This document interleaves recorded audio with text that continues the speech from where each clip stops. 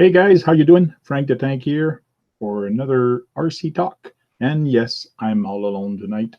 Last week wasn't very busy either. Steve O.D. did join in. Hopefully this week we're going to have more people. Or else we might have to change this to a different time or do something. I don't know. We'll see. Anyways, big news. ARRMA came out with some new trucks today, so that's a good thing. And the 10th scale and 4S, to me, it's not more my style, but with my son, I think he would like that better than the 6S. 6S is just too much power for a 9-year-old. The 3S one, like the Granite, that's okay, but I would have liked a little bit more power. And now they come out with the 4S, and it's right in the middle. It's going to hit that sweet spot of not too much power, but just enough power to have fun. So that's going to be cool. Hey, BK, how are you doing? Particle Man, how are you doing? Bill Byton is there. I just clicked I love one of your pictures on Instagram there. Bill. We have Phil RC, James Swift in the house. Critical Man here. I'll made you as moderator so you can actually post some stuff, some links or whatever. So, hey, Scottzilla is there also in the house. Just jumped in. How you doing, Scott? We're going to be talking about ARRMA tonight, some of the stuff, and I am working tonight on my Winnebago build, which is the interior. So here I don't have to put anything because the seats are there. But this is a nice finish. It's like a wood grain panel, so it should be cool. And then I'm going to be taking some of these cloths and with that have small little patterns on it. It is a 70s Winnebago, so why not go floral? So I'm probably going to take one of the darker ones to, I was thinking of this blue one, to put on the inside because everything is pretty light on the inside. So I'm working on the interior right now, and I marked out where I'm going to be cutting for the windows, and then I can glue this on. To glue that on plastic, I've been using the Craft Bond paper glue, which is pretty good. I've used a bunch of other ones, but this one seems to hold pretty good. I tried this Well Bond steel, and this one just did not hold on the plastic, but the other one was pretty good. But the best one I found was this spray adhesive. This one is just awesome because it's so tacky. But the problem is when you spray it, it just sprays everywhere. So it's kind of hard to control. But I did notice they did have a small little bottle that you can actually use a brush to put it on. But man, was it ever expensive. The bottle was like a quarter of this size, and they wanted like almost $20 for it. I said, whoa, wait a minute, I won't even have enough to do the whole thing. So I decided to try this one, and it is going to work out. Let's see what's going on. Hey, Breaking Silence, how you doing? Thanks for dropping by. Yes, 1/10 on 3S is fast. Now on 4S, yeah, it's not going to be for the faint of heart, that's for sure. But when you were looking at the 3S and 6X, the gap was too big, but having that 4S there and the price range is a little bit better, so it might get other people to actually jump and get that truck. And when you compare it with a Slash, like a Traxxas Slash or a Stampede, the 4S is actually, I believe it's going to be a little cheaper than a Traxxas Slash or a Traxxas Stampede. And when you really compare the two beasts together, let me tell you, I'd rather have that 4S than a Stampede or a Traxxas Slash. just because the electronics are a little bit better, and it's a little bit better truck for the price. And in today's economy, you do have to look out for your pocketbook more than anything.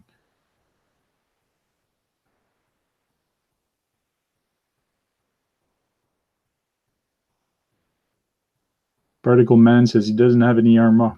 Don't feel bad. I don't have any either. So I am looking into getting some stuff, but soon. Yeah, what's ARRMA? What is ARRMA, you say? Good thing you asked, because that's what we're going to be talking about in a couple of minutes. I'm just waiting for more people to come in and chit chat. But for now, we're just doing a little hangout and talking with each other and having some fun.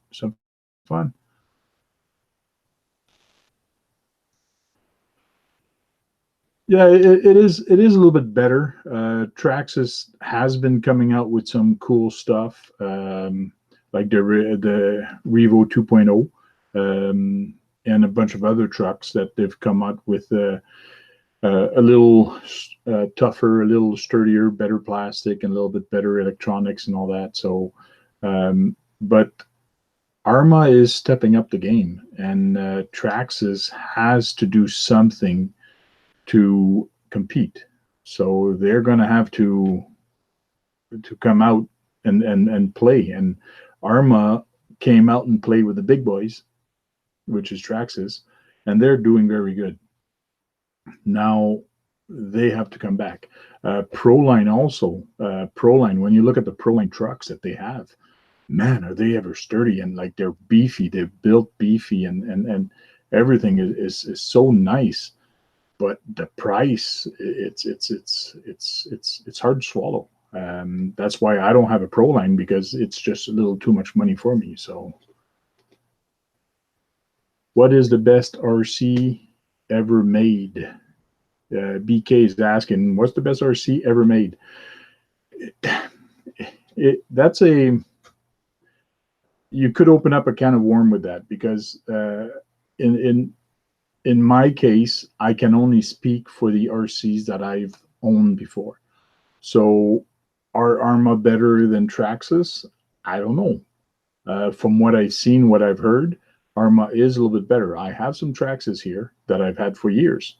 Some people had ARRMAs that they had for years also. So, but RCs that I like, Tamiya has some awesome stuff. They're affordable. And they just last. You can, like a TT01 or a TT02, you can turn that into a rally car and have some fun with it. Dust it off, and off you go again. Netcruiser RC, he just did his Konghead, Konghead, the 6x6, and he put it in water, and he says, and the title was Waterproof, testing out waterproof on the Tamiya. And people were saying on some of this comment, when I hear the word Tamiya, I don't think of waterproof, like or putting a Tamiya in the water. Well, you can. They're very tough little trucks. They're very tough RCs. They've been around for years. That's a TT02 there. That's a TAO2. That's another TT02. That's a TAO.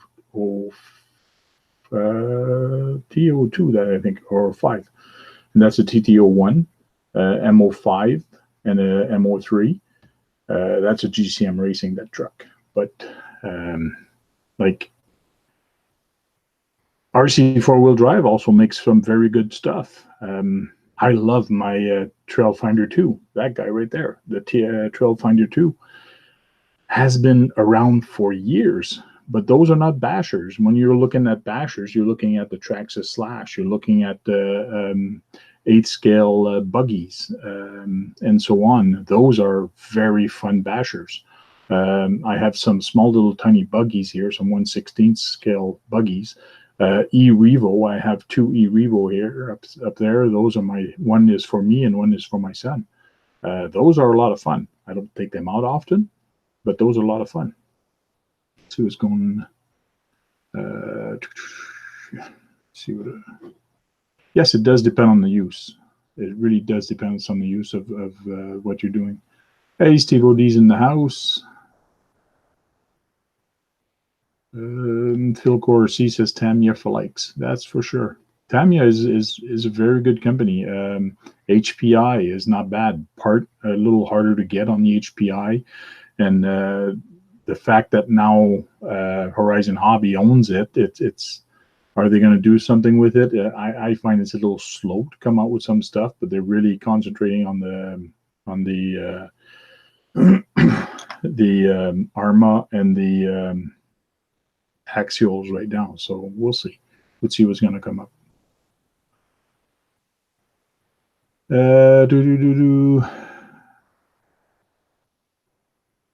Yes, it does depend what you want to do with it.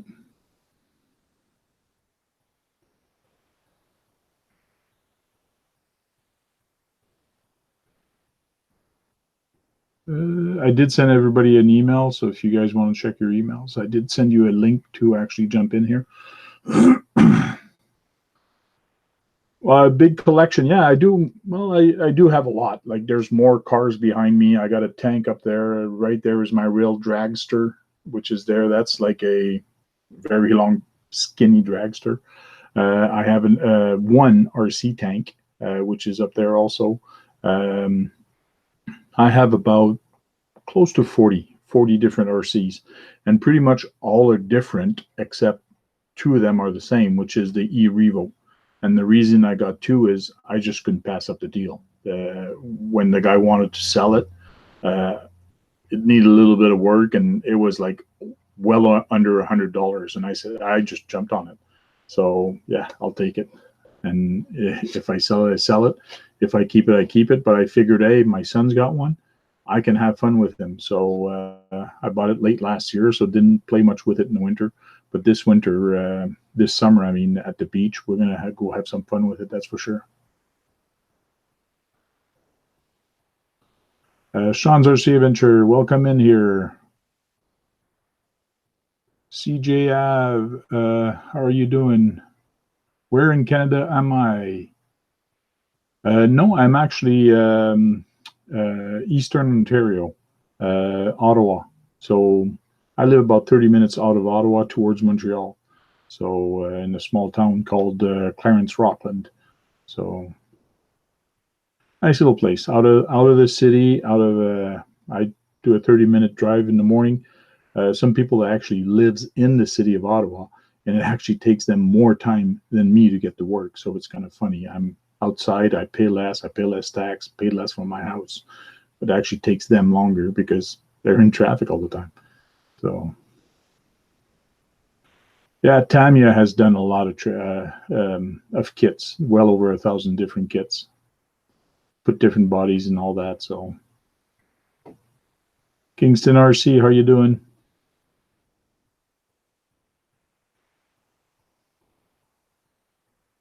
Oh, thanks for the sound there, CJ.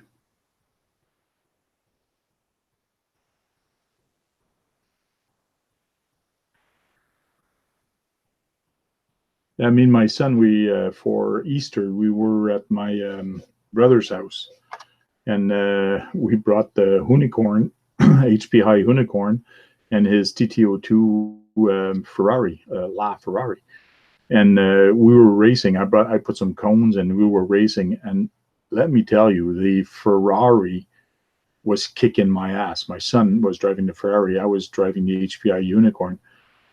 I don't know if it's because the tires on the unicorn are so thick in front, they're very wide.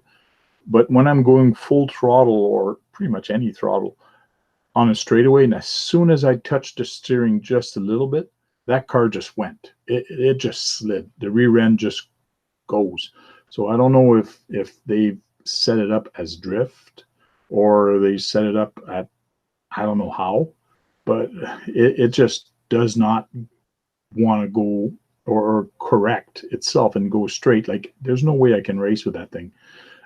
So I got a bunch of other cars that I actually gonna race with, street racing and all that. But I was thinking of using that HPI unicorn, but I can't control it.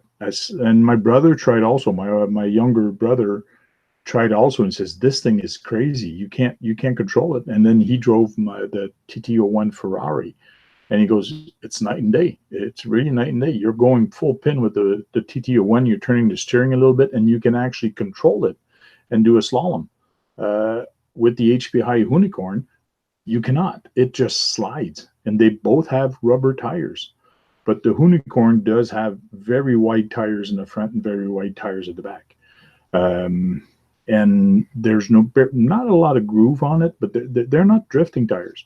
But I know that the Unicorn originally is a drift car. It's not a race car. So maybe it's built that way. Maybe they got something in the gears. I have to check and see if they did put the gears faster in the front and the rear, or if they've done something with the gearing. I don't know. I haven't checked that. But it's the first time I really run it this past Sunday. And it was crazy how I could not get control of it. So I'll do some more experimenting with it, change the tires and change a couple things and see what's going on, because it was nice at my brother's. He has a very long driveway and it was all paved. So there was never nobody that could come and bother us, except for the people that were walking. Like, man, those little trucks, those little cars there, they really attract people. Had a big family. They were just walking with some kids, and all of a sudden they stopped and they started looking at the cars and asking questions. How much are they? What do they? How long the batteries last? And all the normal question that people usually ask. So it was fun seeing all those guys.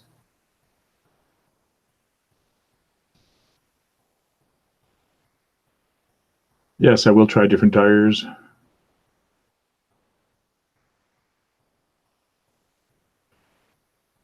Yeah, maybe I should try a gyro. Maybe if I did put a gyro on it, maybe it would fix it. I'm not sure if a gyro also, yeah, it would work on a 4x4 also. It doesn't need to be only rear-wheel drive.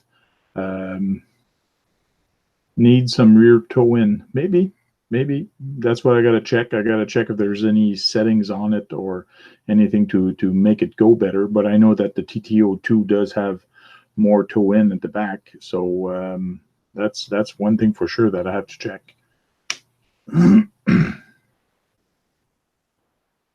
Yeah, Steve Odie's yelling all the time. Yeah, his cap locks usually gets locked on, so.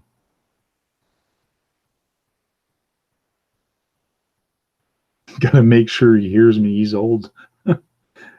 Shut up. I was gonna say the F word, but I'm gonna be nice because you never know who's gonna watch. Scottzilla, give it to me. Oh, you think you're gonna do better, Scottzilla?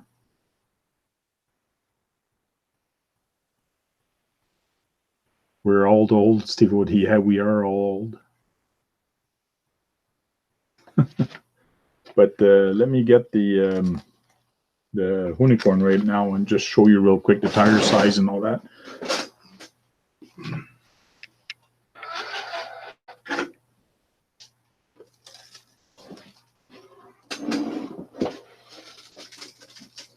I did kind of clean it does already have some toe in. When I look at it, it does have toe in. So they are towed in a little bit. So I don't think I need more toe in than that. But the front tires and the rear tires are very wide compared to the other one. And the threads on them are not that big. But it is rubber. But as soon as I touch that friggin' steering wheel, that car just go poof, it just goes sideways. You lose a rear end. It just starts sliding, and you can't get it back.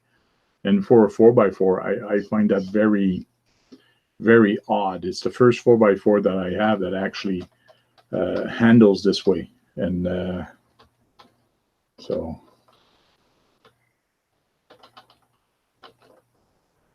that's kind of weird. So everything is fine. I'm turning the wheels one side, so nothing is locked. So I just got to experiment with it more. That's all. But it is a nice car. It's an awesome looking car. It's a fun car to have. So when I noticed I couldn't race with my son, I just, okay, screw that. Let's just have fun then. So I started doing some setting up some cone and trying to drift with it. And my son was trying to drift with the Ferrari, but that one has so much traction. It was hard. I should have brought some drifting tires to put it on. So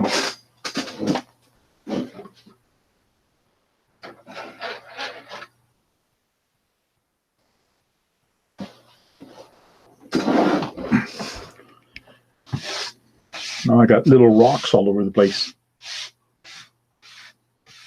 I thought I cleaned it, but I didn't clean it good enough. Okay.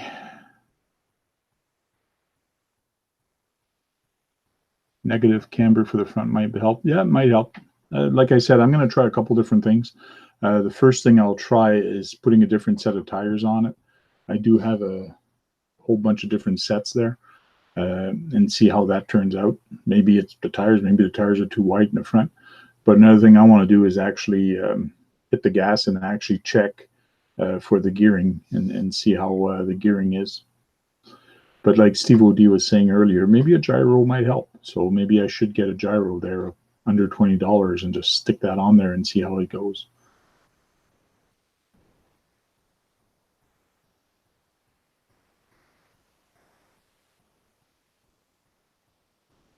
Oh, I got a wasp buzzing on the ceiling here. For some odd reason, I got an electrical panel, and there's some wasps. We don't know where they come from. I don't know if they're in the wall. I don't know if they come from the attic. But once in a while, there's always one wasp that comes and flies around here. So it's kind of weird. Yeah, Steve O.D. says he wants it for the shell and shelf. Sit it on the shelf. It's a nice car, that's for sure.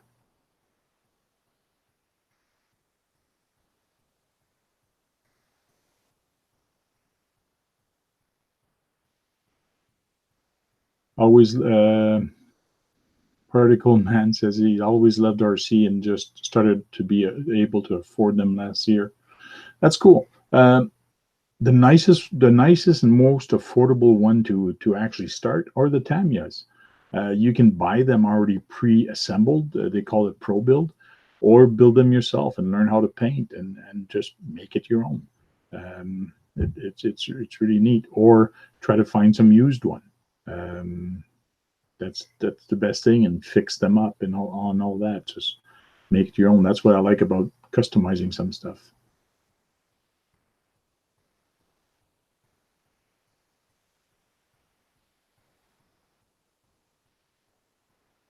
Yeah, maybe I should put the body on the TT02 and try driving it, because I do have another TT02, like I was saying. Yeah, this one's a TT02. That's a Sakura. That's a drift car. That's a TT02. That's another nice one. I found a nice body on that. That's really nice. That's a TT01. So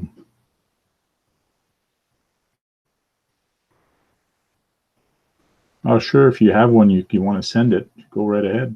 I'll have to give you my address. I think you still have it anyways when you sent me some stickers. Or did you send me some stickers? Yeah, I think you did send me stickers. I took my garage apart, so now I got to put it back together.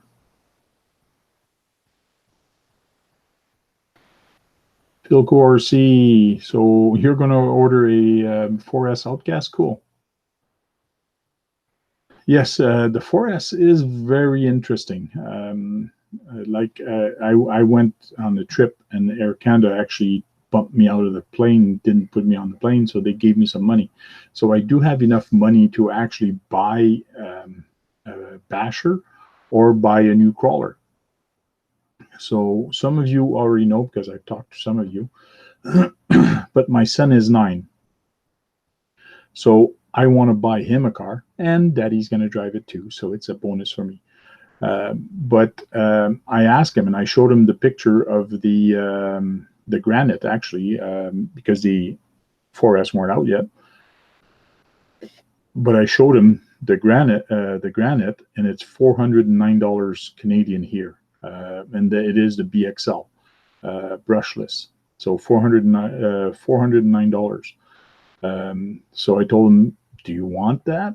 It's a basher, or would you rather have the Gen 8 ready to run truck? So it's not a Scout. Yeah, I think it's a Scout, the blue one. So I said, I'm giving you the choice. Which one would you rather have? would you rather have a new crawler, or because he never had a new crawler, so I want to buy him a new truck, a new crawler, or do you want a basher like that? You can jump, you can do backflips and all that. So can you guys guess which one my 9-year-old picked of what he wanted?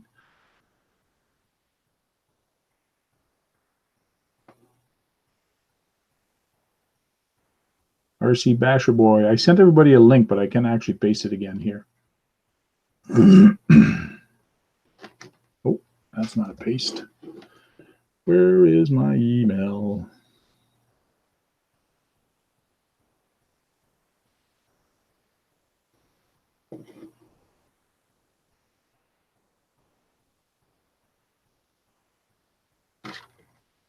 Please stand by. So if you're on a PC, you should be able to click here.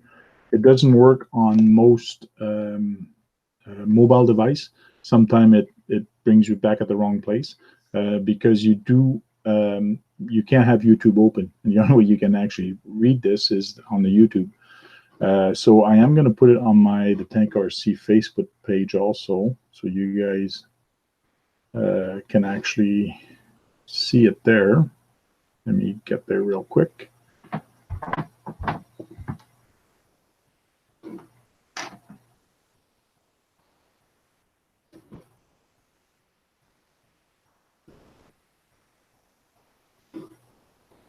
And we'll put a picture.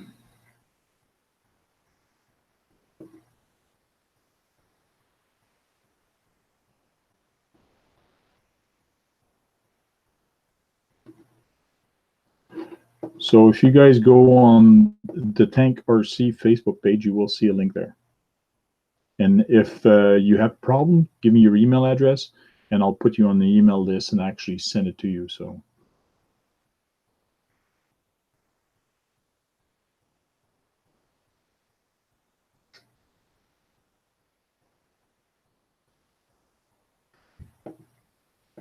My friend got out of RC, sold me about 4,000 worth of planes, parts, and transmitter for $1,000.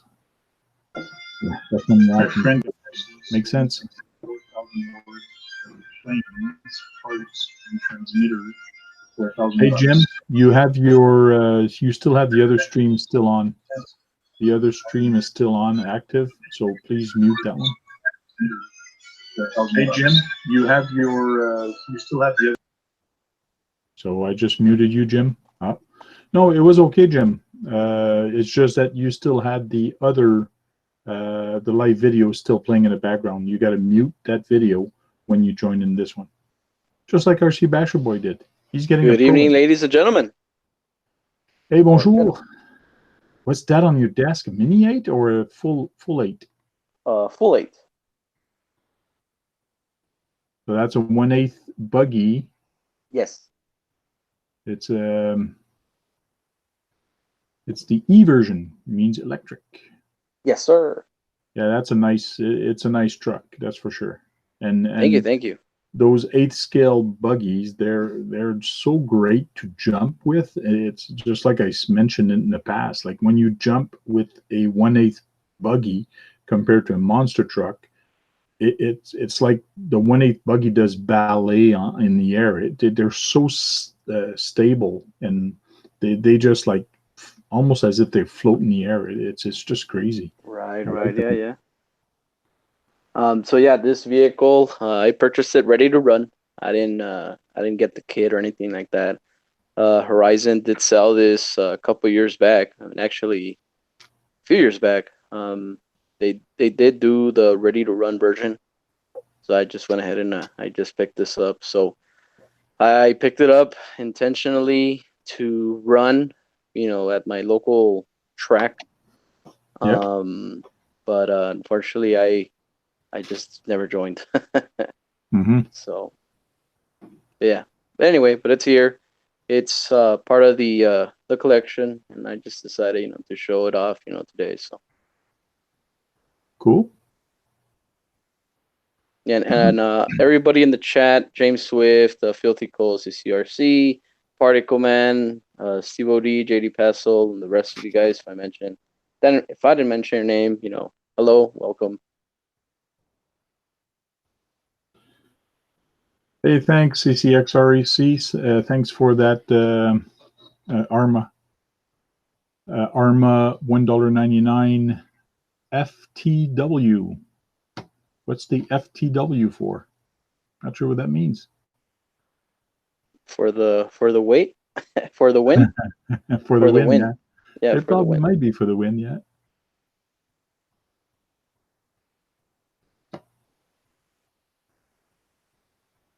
JD, you made some great Vetera videos. And actually, yeah, I don't know if you've seen a JD Passel's channel lately. So JD Passel, James, is actually running it daily. Today he told everybody that he's actually going through some I guess some rain issues. But he's been running it every day, and so right now, man, I'm impressed. You know how this vehicle is holding up. So Well, I'm very impressed. it's too bad I live in Canada because I would have liked to give it a try, but crossing the border and brokerage and shipping and all that to Canada, it would have cost an arm and a leg. So I'm glad some people are having fun with it. And yes, it's a fun car, that's for sure. Yeah, and I would and trust me, I would have definitely, I would have sent it to you if you like. But I know that shipping costs an arm and a leg. So I mean, I try to understand. And just so you guys know, I mean, I've reached out to many other channels.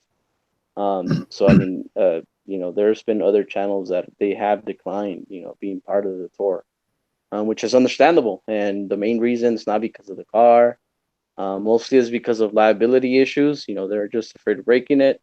And another thing is just, for shipping costs. And, it's totally understandable. But and I do thank everybody that it's part of that tour. Right now, the only people that are left, to be part of the tour is 11 Charlie. He's going to be next. And then from there is going to Bull Gear RC Videos. And from there, lastly, it's going to go to Driftomaniacs.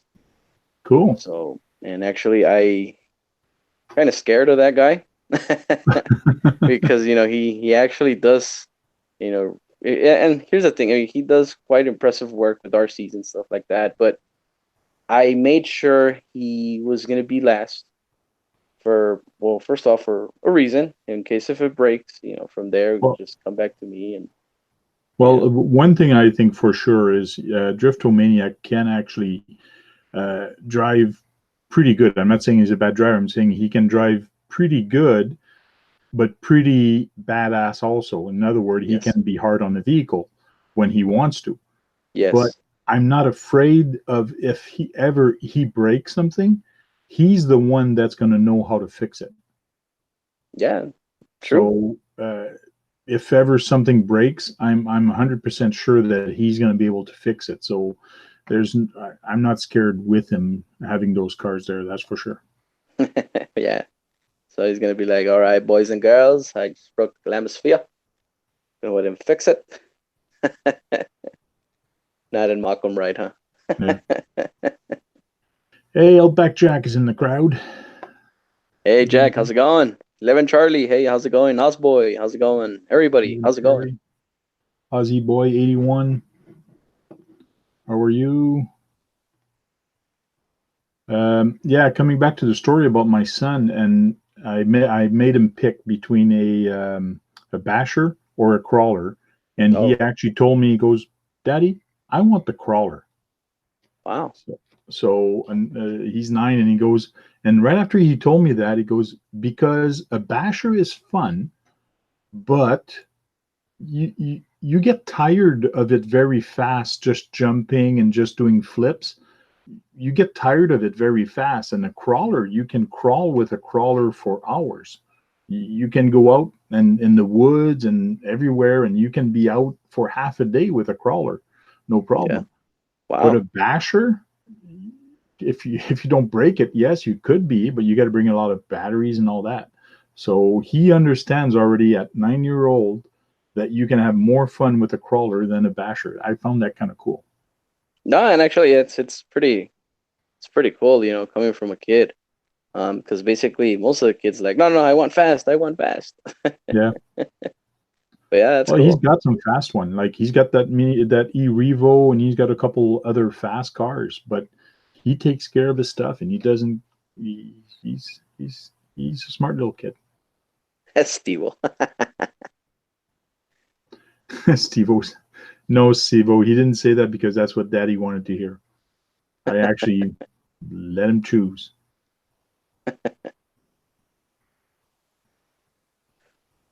So anything new there, Tank? Any new RCs? Any adventures? Anything? Well, right now, no. Just ARRMA. We're going to talk about it. Well, everybody's seen a whole bunch of videos Yeah, about the 4, ARRMA the 4S. and about the 4S and what's out and all that. I like the new style. I like the size of them. I was thinking of getting the Granite, and the only thing I didn't like about the Granite, it seems like a fun little car, but I found it too small. This Right. one though is perfect size. It's a 1/10 size, and it. I just like it. I like it a heck of a lot better than the other one. So. But That's here's cool. the thing. I mean, so it's a 4S. It's a 4S vehicle, right? So Yep. the difference between the 4S and the 6S is just pretty much the electronics, but the chassis remains the same, or is Nope. it still Nope. Completely different and completely different size also. really? Yeah. If you look at the, and we'll go through that in a little bit also, because it shows more on the Kraton page what it looks like. And they do have comparison, side comparison of the trucks and also the tires. Rims are exactly the same size as the 6S, Okay. but the tires are more low profile. And yes, you do have a nice Spectrum radio with it and Oh everybody no, loves. that's the deal breaker right there. It does have a stronger servo than the 3S. There's a whole bunch of things that came with it. John gave me the thing. I printed it out and I forgot it on my desk at home because I wanted to talk to it about it today. Okay. But they do have the Kraton and the other one also.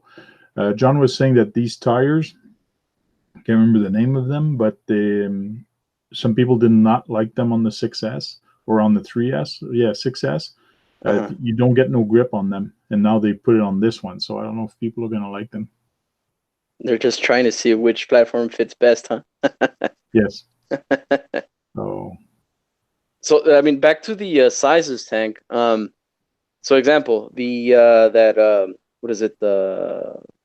That's the same thing as a Notorious.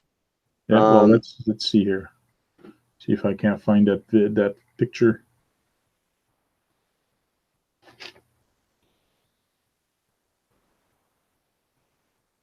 So one thing for sure that changed, it's that bar in between, that that big bar in the middle.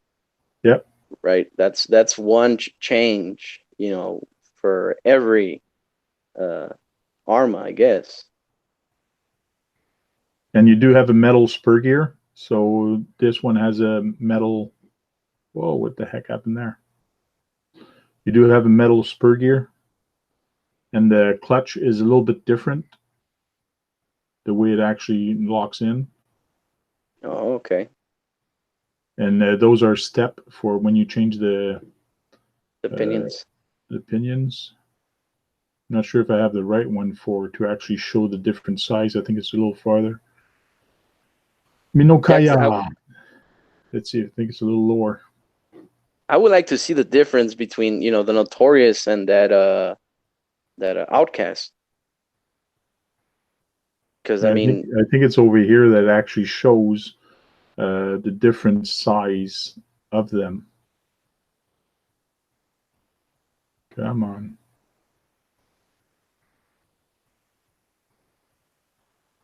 a mini Kraton. Actually, that's not bad at all.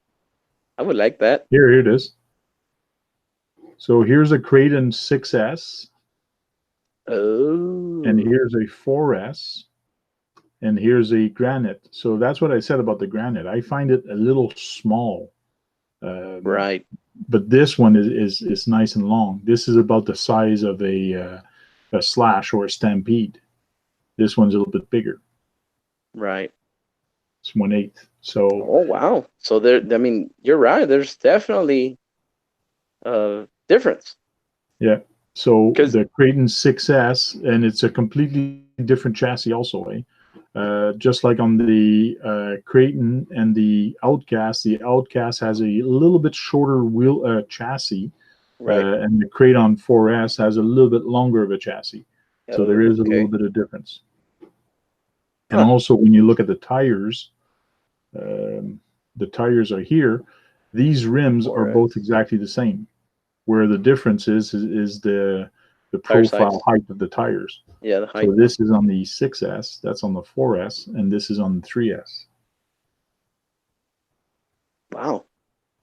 So because here's the thing, I'm subscribed to Horizon, and I also get emails from Horizon. Okay, so I got the email this morning, and honestly, I got the notification, Granite 4S, look at it, and also the Kraton, 4S, look at it, and I'm like, so they just redid the body again, or I mean, and now that I'm looking at it, informatively, with you, Tank, it definitely makes sense.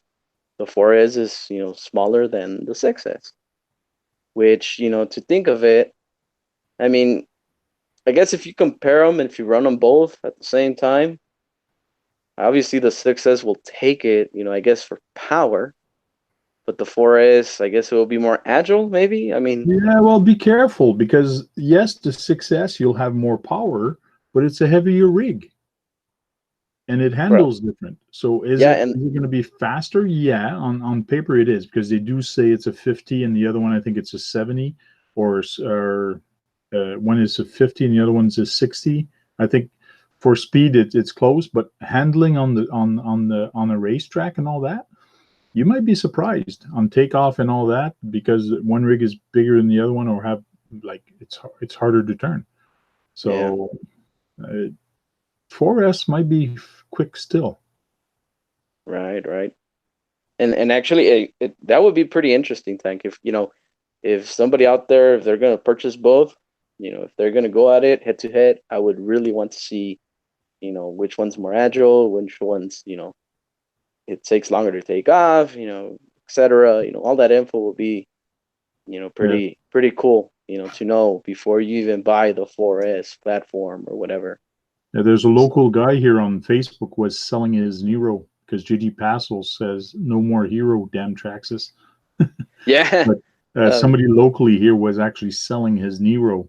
I almost jumped on it. I go, but I didn't have my money then, so I think it's gone now. I think somebody grabbed it. So, oh but having seeing that for sale there and people know what it is, they're going to jump on it. That's for sure. yeah, and because of Traxxas, that's no longer made, so Yep. it's gonna I be like a the fact that they've put these little knobs in the front also to stop the grinding of the post. So it's going to last a little longer for the post, the body post. oh, that So is clever, huh? on the front body, they put two plastic Rubber. knobs. Oh, and plastic. Oh, okay. There they are. So now Wow. when you go on the hood or land and it actually scrapes, it's going to scrape on this first instead of scraping and rubbing these off. Mind you, my Stampede, they're still good. And my Traxxas Slash also, I never had to change them. I guess you got to learn how to drive. That's all. Yeah. LOL. LOL. Oh wow. So I mean, so I guess to conclude, I underestimated these forest platforms. I didn't really think there was gonna be much of a difference, but now that I'm looking into it, um, yeah, I'm highly interested. So what's the difference? How much power can you get? How much, et cetera, et cetera. Like I guess it opens a lot of Q&As. Yeah. So,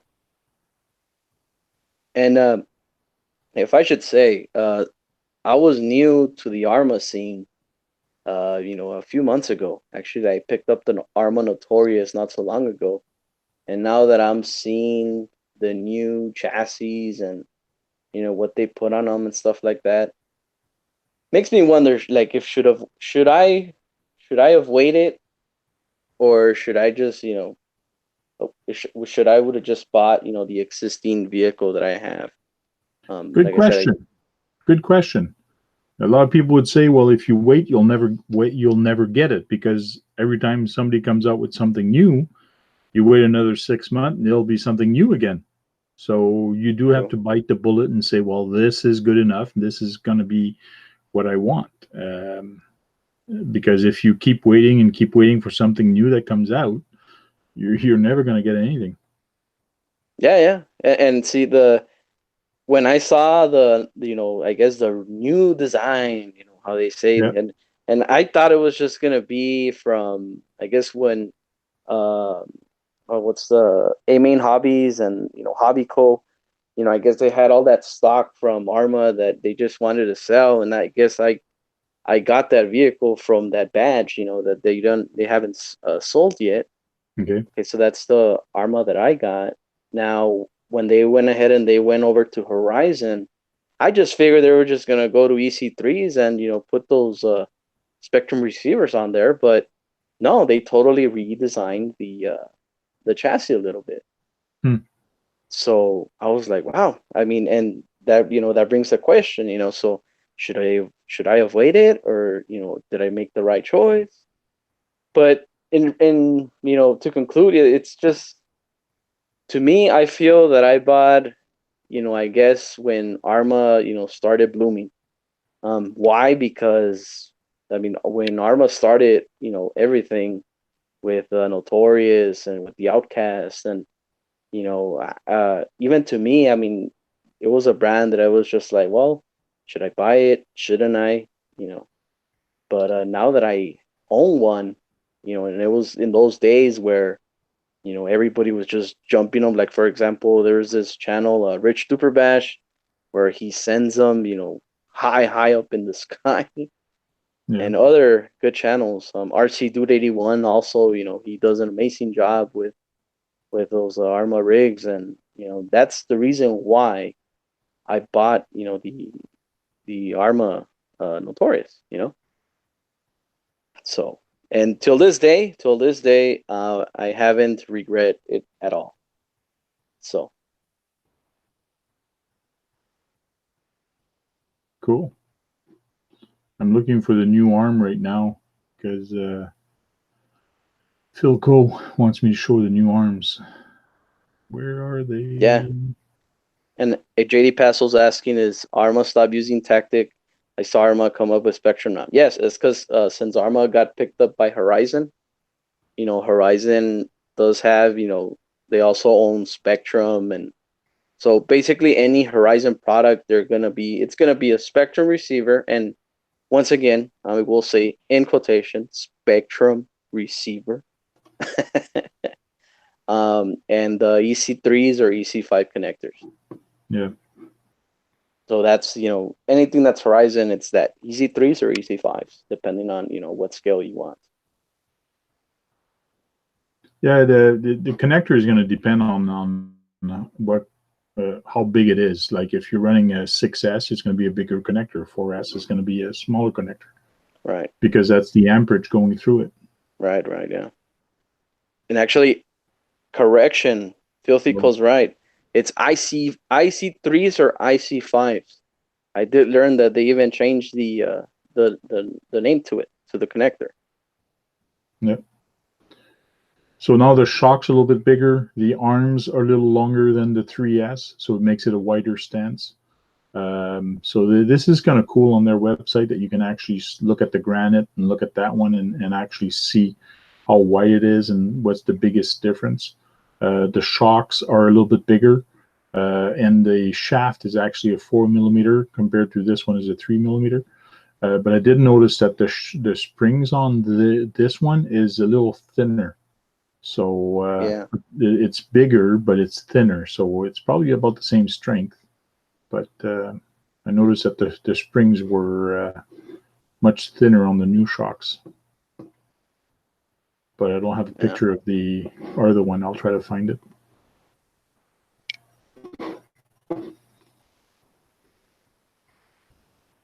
And I forgot to turn on Discord. So people, please stand by. Meanwhile, listen to me talk. I have nothing. Talk about your car that's on the bed. 80. Sure. Okay. So just to make it short, so I purchased this 80 RTR ready to run. Mainly why? Because I was just lazy to actually build a genuine TLR vehicle, but this is just, you know, low-C. And there is a difference between a TLR and a low-C vehicle.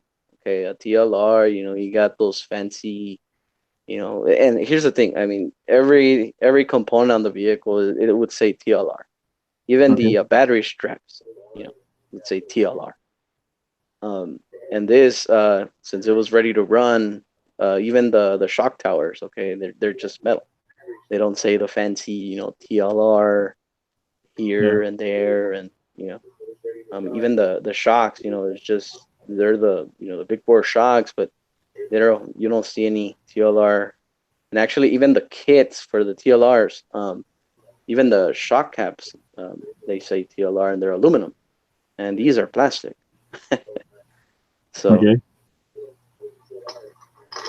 so yeah, and I purchased this because I was, you know, gonna get into to racing. I was gonna go ahead and you know, go to my local track and, you know, start racing and stuff like that. But yes, Ken, I hear you. What's that? Yeah, go ahead. Just Ken was talking, so I was just told him yes, I hear him. Oh, yeah, and so I was gonna go ahead and you know, race on my local track, and long story short, I just decided not to. Why? Because once again, it just comes to rules. It all comes to, you know, batteries and this and that, in which it's understandable, but I just didn't go, you know, through. I guess RC Basher Board just doesn't like rules. I guess, I don't know. A few months ago, I was watching somebody in Australia do the interview with the owner of ARRMA, and I think in that 3-part series, they said that the Nero is still available overseas. It's just not allowed to be sold here in the United States. So you're saying that Nero is still available overseas? Really?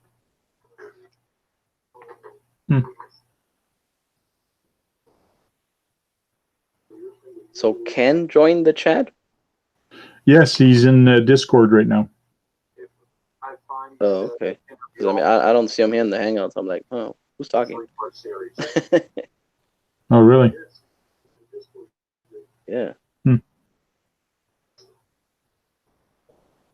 Hey, Green Frog, how's it going? Hey, Green Frog, I sent you an email. My PC, you'll hear my fan running. Yeah, it's weird that I hear your fan running in the Hangout, but I don't hear it here in Discord. No, I don't think he's in Hangouts. No, he's in Discord. Can you hear him, Basher Boy?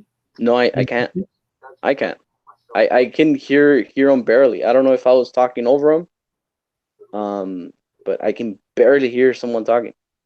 Yeah, okay. Yeah, it's because I do have to do a mixer. It's a kind of a digital mixer to actually bring the two together. The only way you'll hear him is through the microphone, through my PC, in other words. So. Oh, okay, so the audience will hear him, but I wouldn't be able to. Okay. Yeah. Gotcha. So the only way I might be able to make this happen is if I bring up the audio of the TV. Okay. Ken, can you say something real quick?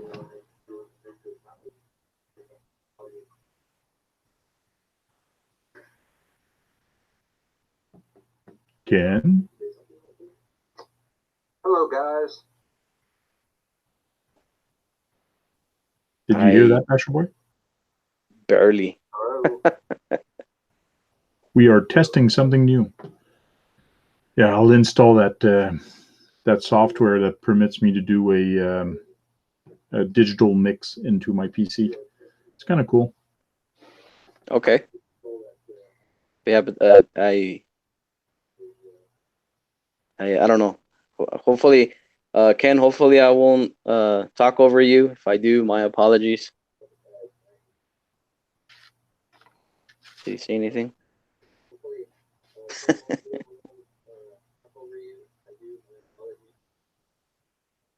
Yeah, he's watching the video live also. I found the interviews. Yeah.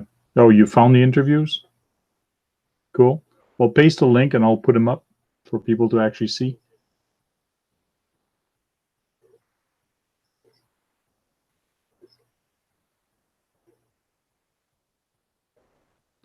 Yeah, and JD Passel said he's going to be making about 10 videos of your buggies. So he's going to have 10 different videos.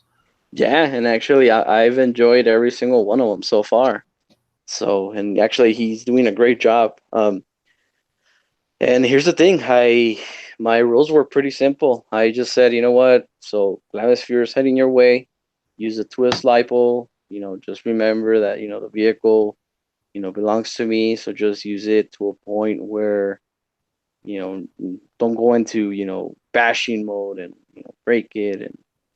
But so far JD Paso has surpassed the bashing mode, and I'm really excited to see that it's actually going at it full speed. Right. And since he's gonna do these 10 videos, actually to me I consider it as a how well it's gonna do. So Cool. Aussie RC Playground.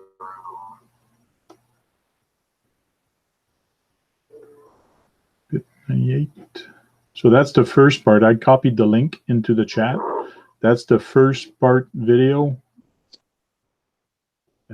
And this is the second part video. And then there's a third one also.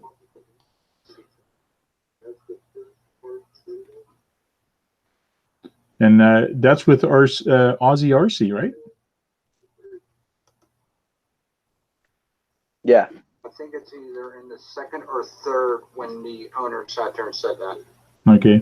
It's either in the second or third that you'll hear that the car is still available overseas, as long as it's not in North America. Oh wow. Cool. So then you should probably find it in like Asia or Europe, huh?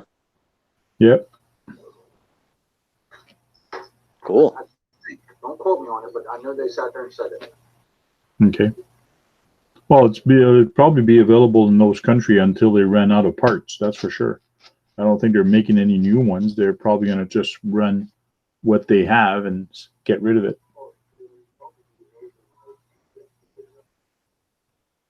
Well, I don't think. Well, if you do have a Nero, and anybody here in the chat, that anyone that owns a Nero, is it hard to find parts? Because I can relate, and actually, I can relate to the Glamisphere. The Glamisphere has been discontinued for years now. Okay, but if you look at eBay, there's plenty of parts there, but there's some that are no longer available. But yeah, if you go online, you find parts there. Yeah. So, and honestly, I mean, ARRMA being a big company, I would assume that they should have, parts for that Nero. I mean, I don't think they would just discontinue the car and then just stop making the parts, because I mean, that would just be uncool, So Yeah. Myself, my kid, and the van. How you doing? He says, yeah, Great Hobby still has parts available. see, there you go. And then Steve OD. Yeah, Steve OD says, yeah, Buck sold his because Parts were expensive. every time he broke it, the parts were expensive for them. Yeah. Well, I mean, that's the downfall of, an RC being discontinued. Yeah. Once an RC is discontinued, it's like, you're, might want to, bash it with care. Yeah, this year, the Canadian G6, the day before the Canadian G6, they're going to have a TTC class, Tough Truck Challenge for Cool. Class 1, Class 2, and Class 3. So I'm going to enter probably 1 or 2 class. I'm not sure, but I'm definitely going to enter Class 1, and that's going to be with my Winnebago. So I'm going to try Nice. Class 1 with the Winnebago. So that should be interesting. And Class 1 is just scale, right? If I'm not mistaken. Class 1 is like a normal truck that you would drive to work every day.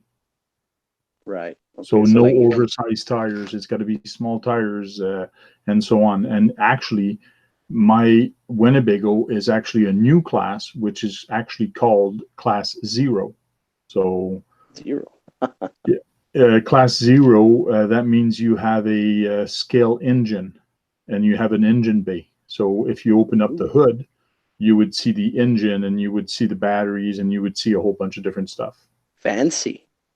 So that's Class 0, and you have a open hood, opening doors, and things like that for Class 0. Size of tires are the same as Class 1. Class 1 is, I can't remember exactly the size of those, the small tires, which my Winnebago has. So that should be interesting. It should be fun. So that's going to be the day before the G6, and then the next day is going to be the G6. We're going to have a beach bash. We're going to have a whole bunch of different stuff. So that's it's fun to go there. But at G6, it's more like you count your own points. You can use a tow rope. You can use a winch if you want, but it's like golf. You count your own points. So if you want to cheat, you're good. Go right ahead and cheat, but you're just cheating yourself, just like golf. Right. But the TTC, the day before, they're going to have judges, and you will have to pass the course at a certain time. So that's going to be interesting. Well, look at, are you going to film it? Are you going to? Well, if I'm driving it, I won't film it, but I'll try to get some other people to film it, or actually try to get my son to film it. Oh, okay. Or I'll put a GoPro on my hat and just try to use my head to film it. We'll see how it goes. So then, now speaking of classes, okay, and I know that I have my 8E here in the bed. So are you familiar with my SCX10 Honcho? Yes. So what would that be considered? What class would that be in? Well, it all depends. You have front bumper and rear bumper. Rear bumper, you probably don't have a bumper on the Honcho. Rear bumper, I don't. Yeah. You do have rails. What size of tires do you have on that? 2.2s. 2.2s. You would fall into Class 3. Class 3. With I guess the Raids and the big yes. fancy, yeah. The Wraith, the Rock Racers, and all that. So that's why you do have to be careful when you go to a TTC, what you have on your truck, because you can fall into a Class 3 truck very fast. And just like when I went to in Quebec City, I went there, and I wanted to race with my my rat rod, and my rat rod is a small car. And it's got independent front. The rear is locked, but it's smaller, and it's like hugging the ground almost. I have no ground clearance, but it's like a little rat. It's like a snake. It just slithers everywhere. It's kind of cool. Wow. But I did pretty good on the trail with it. But I had to compete versus the big truck because my rat rod fell into Class 3, even though I had small tires. Really? I did not have, because you need chassis, you need rails. You need rails just like a real car. So those two rails are important. The Rock Bouncer, a Wraith, doesn't have rails. It's a cage. It's a cage. It's Class 3 automatic. Wow. So and here's the thing. So when I entered the crawling competition, they did tell me, because of the 2.2s and all the scale stuff that's in my truck and everything. It's like, sorry, you have to compete with rates and See you the later, fancier man. vehicles. Yeah. Take it easy. So, and Bill is actually asking if yours is a Honcho 2 or 3. 1. So it's the original Honcho? Yes. Okay.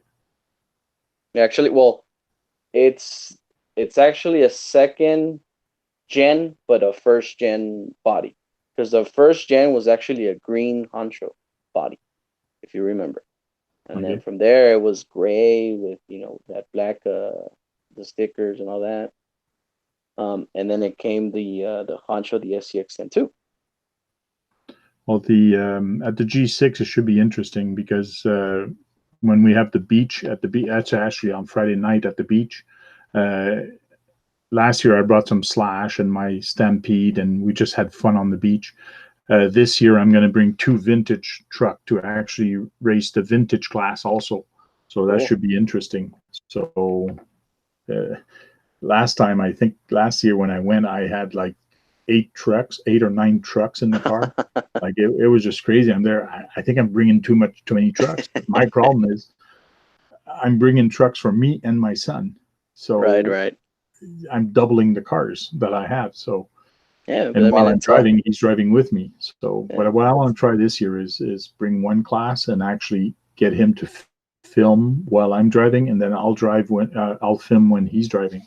Right. So I want to try to get more footage this year. Sweet, man. Looking forward to that.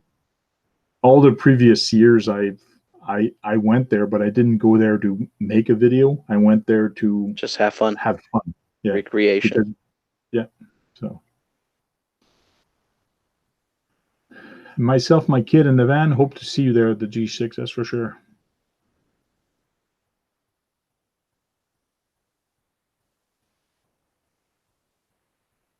Bill, the campsite's booked. Yeah, I guess I'm gonna have to let people know which campsite I'm actually booked also. I do have a campsite booked. So wow, have some cool. fun there, that's for sure. So Tank, have you ever gone to Axial Fest here in what is it? I think they do it in California, right? Yeah, it's too far. It's on the other side of the earth from me, the other side of Canada. So it's a little too far. Maybe later, if ever I retire, and I might go. But right now, it's not in the budget. The RC 4-wheel drive has one that's not too far. Well, not too far. It's about 8-hour drive, I think, that they have. But I got to go down to the States. Thinking of maybe making that one this year. I don't know. If it's not this year, it's going to be next year. Oh. So I've been wanting to go to the Axial Fest, but it all ends to if my truck will actually pass inspection, because I really don't know if they have any rules or whatnot. But I know for sure you have to have an axial vehicle. I do know that for a fact, but I don't know how highly they do recommend it. They recommend that you bring a axial truck to Axial Fest. That's for sure. But I've seen it in the past, and some people do say, yeah, they'll welcome anybody, but please try to bring an axial. So I should bring the Vatera Sender to see what they say. Sure. Or the the HPI Avenger. Yeah. Ken saying he's taking his RC car to work to run while on lunch break. I usually do the same thing also. Same here. Yeah, at my work I have a trail that people actually walk. It's a nature trail, and it's actually about 3 kilometers long, a little over a mile, to go to the river, and then you got to come back. So it's about 2.5 mile trip when you actually walk it. So I want to try that this summer and bring a car and actually just have fun on the path. It's a paved path, so it's nice. So it's kind of cool.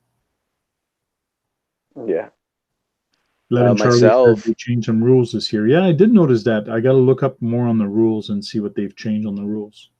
Yeah, and I know AxoFest, I know they do have rules, but I don't know to what extent they take it to. You know, it's like, because me, I mean, my Honcho's highly modified. You know, I got RC 4-wheel drive, you know, tires, wheels, and the Vanquish, you know, diffs front and back, and you know, the rest is hot racing, and then it's top heavy and lights here, lights there, and Well, looks like Phil Coerce, he's going to order a Outcast 4S right now. Yeah, go right ahead. It's going to be a fun car and a nice car to have fun. That's for sure. and I'll definitely be looking up, you know, for that Outcast 4S. I mean, I think I know Filthical is next to Driftomaniacs, but if you guys can even do a comparison between the Outcast 4S and the Notorious 6S, I mean, that would be some really good content right there, guys. So Yeah, definitely. And and here's the thing, like I myself, you know, I woke up this morning with a notification. Okay, Outcast 4S. I wasn't that impressed. okay. Those were my first, initial thoughts. You know, not impressed. 4S, okay, cool. But now that I see there's differences, well, hey, you know, and we heard it here exclusively at Tank's channel. So glad that I joined tonight. Cool, not a problem. Glad you jumped in.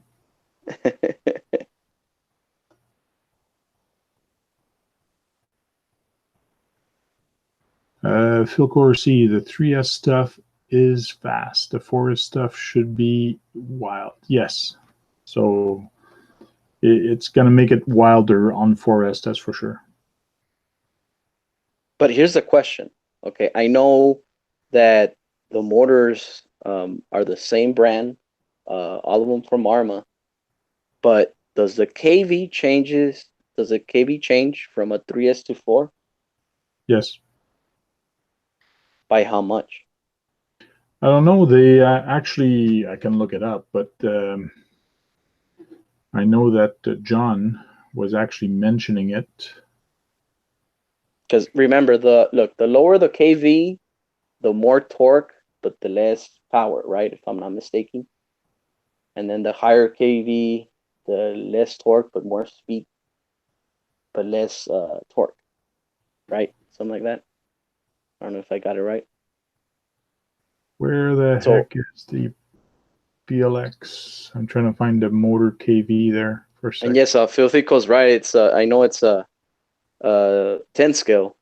But then again, I mean, from an 8 to a 10, it's like, you know, it's a give and take. I mean, you're talking about, like, for example, if you put an 8 scale and a 10 scale, you know, together, if you race them down the road, it's just, well, first it's the driver, of course, but let's say on paper, right, and it's just an inch or maybe a few inches off from each other. Yeah, it is a 24 kV 11 Charlie. You're right. It's 24 kV for the 4S, and I think the 3S is 18 kV. I'm not sure, but I'll go find that one up right now. Even though that's big. It is. On a 10 scale, that's big. It's a big car also, but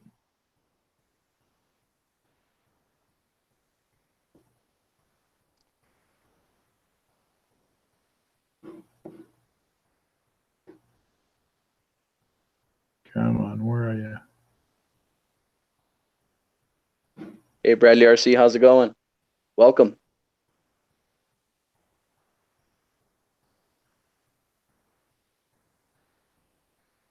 Hey, Bradley, how you doing? And then also I always forget about the amperage on the ESCs, but that's also right. The amperage also makes the... Yeah, the 3S is 100 amp. The 4S is a 120. Holy cow. So you see what I mean? Like, it's like, you know, the power is there. It all comes down to, you know, and I know it's not the same scale, but on paper, it's just inches off from each other, really. But they both should do, the same performance. That's what I'm trying to say. Yeah.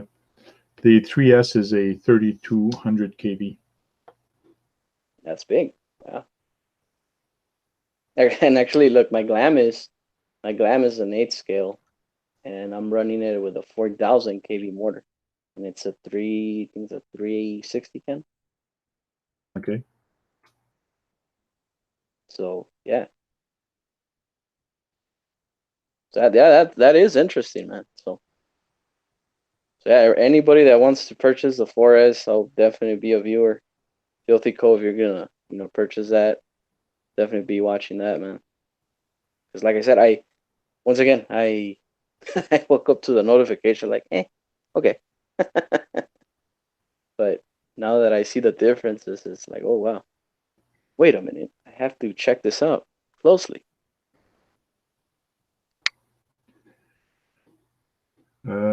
Present to everybody.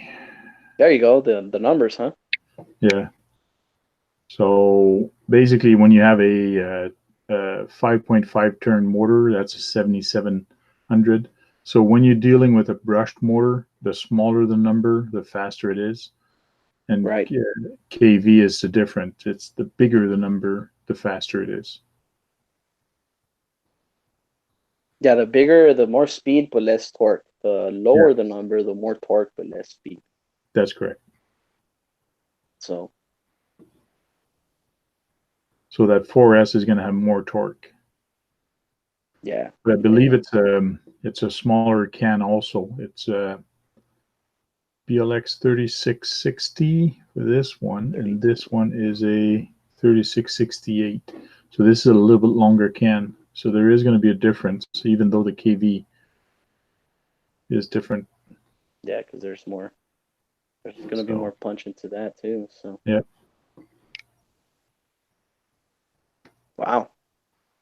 Good stuff, man. Good stuff. Lots of fun. Lots of new stuff always coming. It's all fun. Yeah. Well, not really. Not the Spectrum receiver. Sure it is. For somebody that doesn't care. Right? So.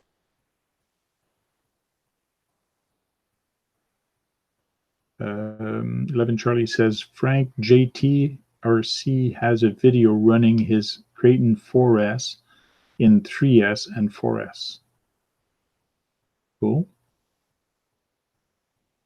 Well, if I can say, when I ran the first run of my ARRMA Notorious, I didn't run it on 6. I ran it on 4, and I was quite impressed. Even on 4S, that it has plenty of punch.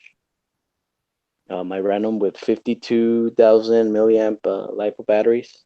It was a set. I don't remember the C rating, but it was up there. But yeah, I mean, it was just a beast on 4S. But running it on 6S, I can just imagine. Cool. Yeah, and guys, don't forget to give a thumbs up. Yes, please. That would help tank out. 11 Charlie's mentioning that I need more likes for Frank. So that'd be awesome. Yes. Letter Ken, thanks for dropping by. Take it easy, man. Oh, another thing I saw today that I found very interesting. It is not ARRMA. It's not ARRMA. Okay. No. It is Sen? Sen. You're serious? Sen on Facebook page, they're showing a new solid axle monster truck. So 79 Ford crew cab, officially licensed. So this was this morning also. They released it. So they are going to be at the Solid Showdown in Virginia. So maybe Tony from CCXRC is going to see this. I know he's not with us right now, but so they're going to go to Virginia. Oh, it's this weekend on top of that. Cool. So there'll be a show, and so it looks kind of interesting. It I've definitely seen looks some interesting. pictures. But now for all the viewers, okay, so what does that land on? Is it a basher or is it a crawler? I mean, does it have a drag brake or is it just, pure power? It's a monster truck. It's a basher. It's not a crawler. You can't really bash with, crawl with this. The center of gravity is not. It's not a crawler. It's to No, me. but I mean, for for example, Axial did those what is it? Those grave diggers, the MT10s. I know those had drag brake, and it's considered a monster truck, but then it had drag brake. You know what I mean? Like it lands in the category. So what is this? Oh, Tony is with us right now. Cool. Yes, Sen is going to be there. That's what they put on their Facebook page, and they're going to release this monster truck. And I believe they have two different bodies for it. I think I saw another body for it, but it's too bad I can't see it that good. But here's the other body for it, HL 150. Holy cow! That looks awesome. So it looks nice. The wheels look nice and all that. So the way the front and the suspension is kind of weird here that I can see. But I tried to go on their web page, normal Sen web page, but you can only find info on one truck. They don't have this one, the monster truck yet. It's not released on their web page. Does it have info there on the ES? Oh yeah, it does. It's a hobby wing. It's gonna be a brushed system. Waterproof and dustproof.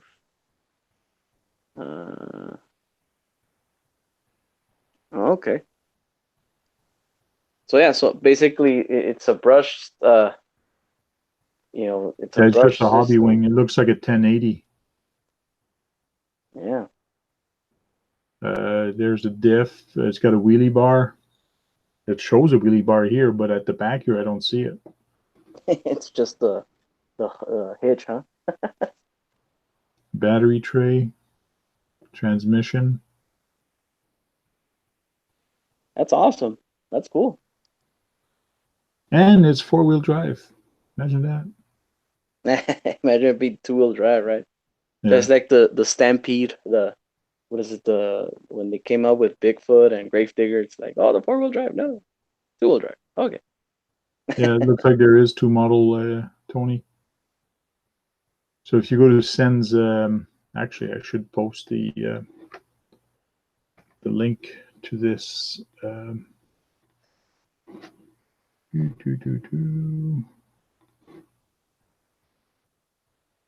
Sen Racing. Man, that's a long link. Huge. Copy link address, and I'll post it here for some of you guys want to go see it. Man, that's a long link.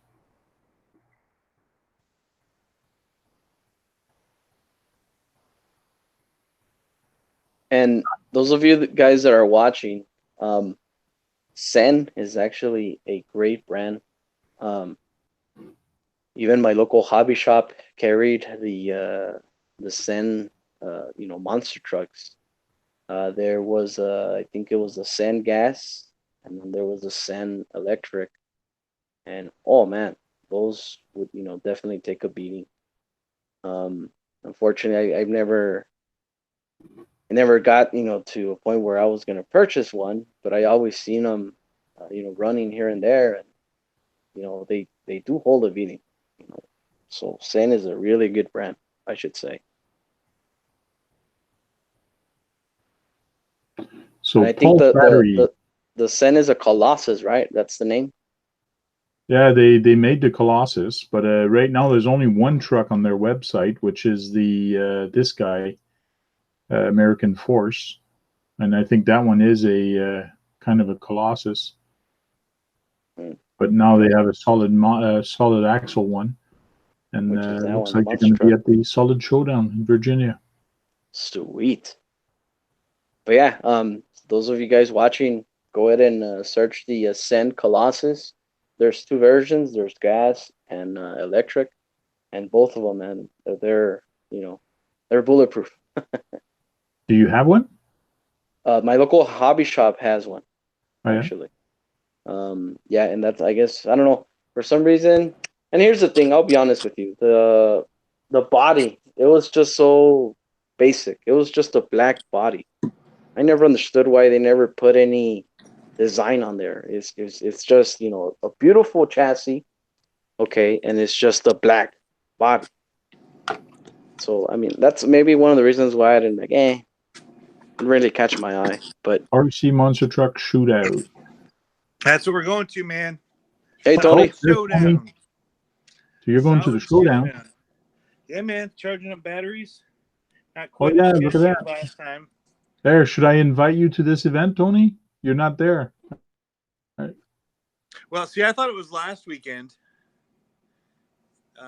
which I thought was odd because it was Easter. So, but yeah. So I'm only going to be there for 2 days, Friday and Saturday. Okay. So I'm only going to really be able to race retro and maybe mud truck. I've got my bog hog that I have to put back together, but I got a bunch of camera equipment I'm taking so I can get some footage of that thing and that setup. And then everybody builds all these really awesome trucks for these events. So there's a bunch of them. I want to interview some of the guys that have done all these custom builds from their favorite 1980s monster trucks. Yeah. All of it's custom, that they do. They have to find somebody to make stickers for them, and it's really fun. So Well, this one certainly looks interesting, that's for sure. yeah, well, it's pretty cool because we were just talking about it's just at Hobbytown, spending money again, and so I said that it's funny because you can't actually enter the store now on a race day and buy a truck and go out and race it. What? You're serious? Yeah. So there have to be solid axle like these are, and that was only the SMT-10, really.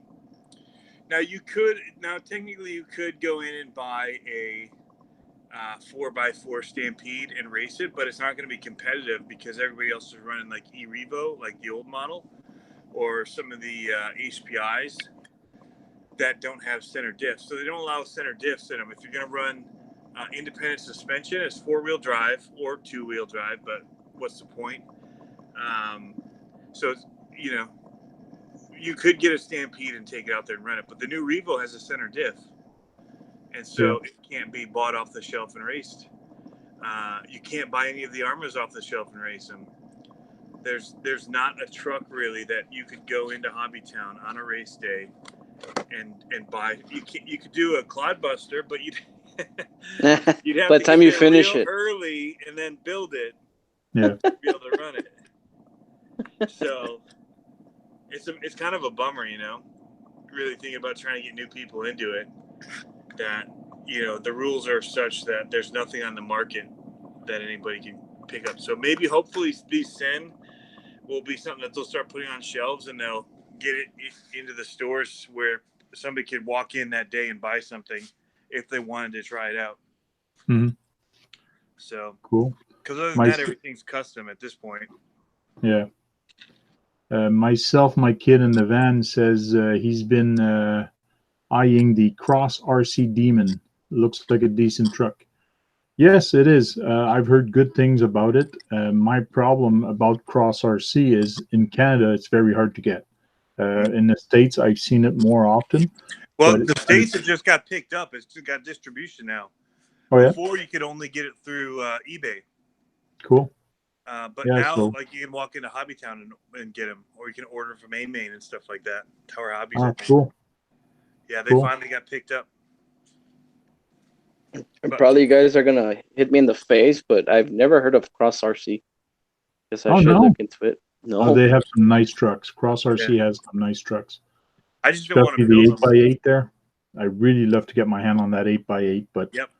Oh man, their mega one that they've got, the Ultimate or whatever it is. Yeah, the oh man, I can't remember the name. That thing is just crazy. Yeah. The guy from you guys talking about that? You guys talking about that military? What is it? 8x8 truck or whatever? Yeah, and it's all got independent suspension and all that. It's just crazy. Oh, so that's okay. Yeah. All They right. got, Yeah, the they got Mammoth. a That's ton it, of Mammoth. military vehicles, but they've got like a pickup truck kind of honcho looking thing, the Demon. And what's cool about the Cross RC too is they've got like A, B, and C kits, right? So they've got Yes.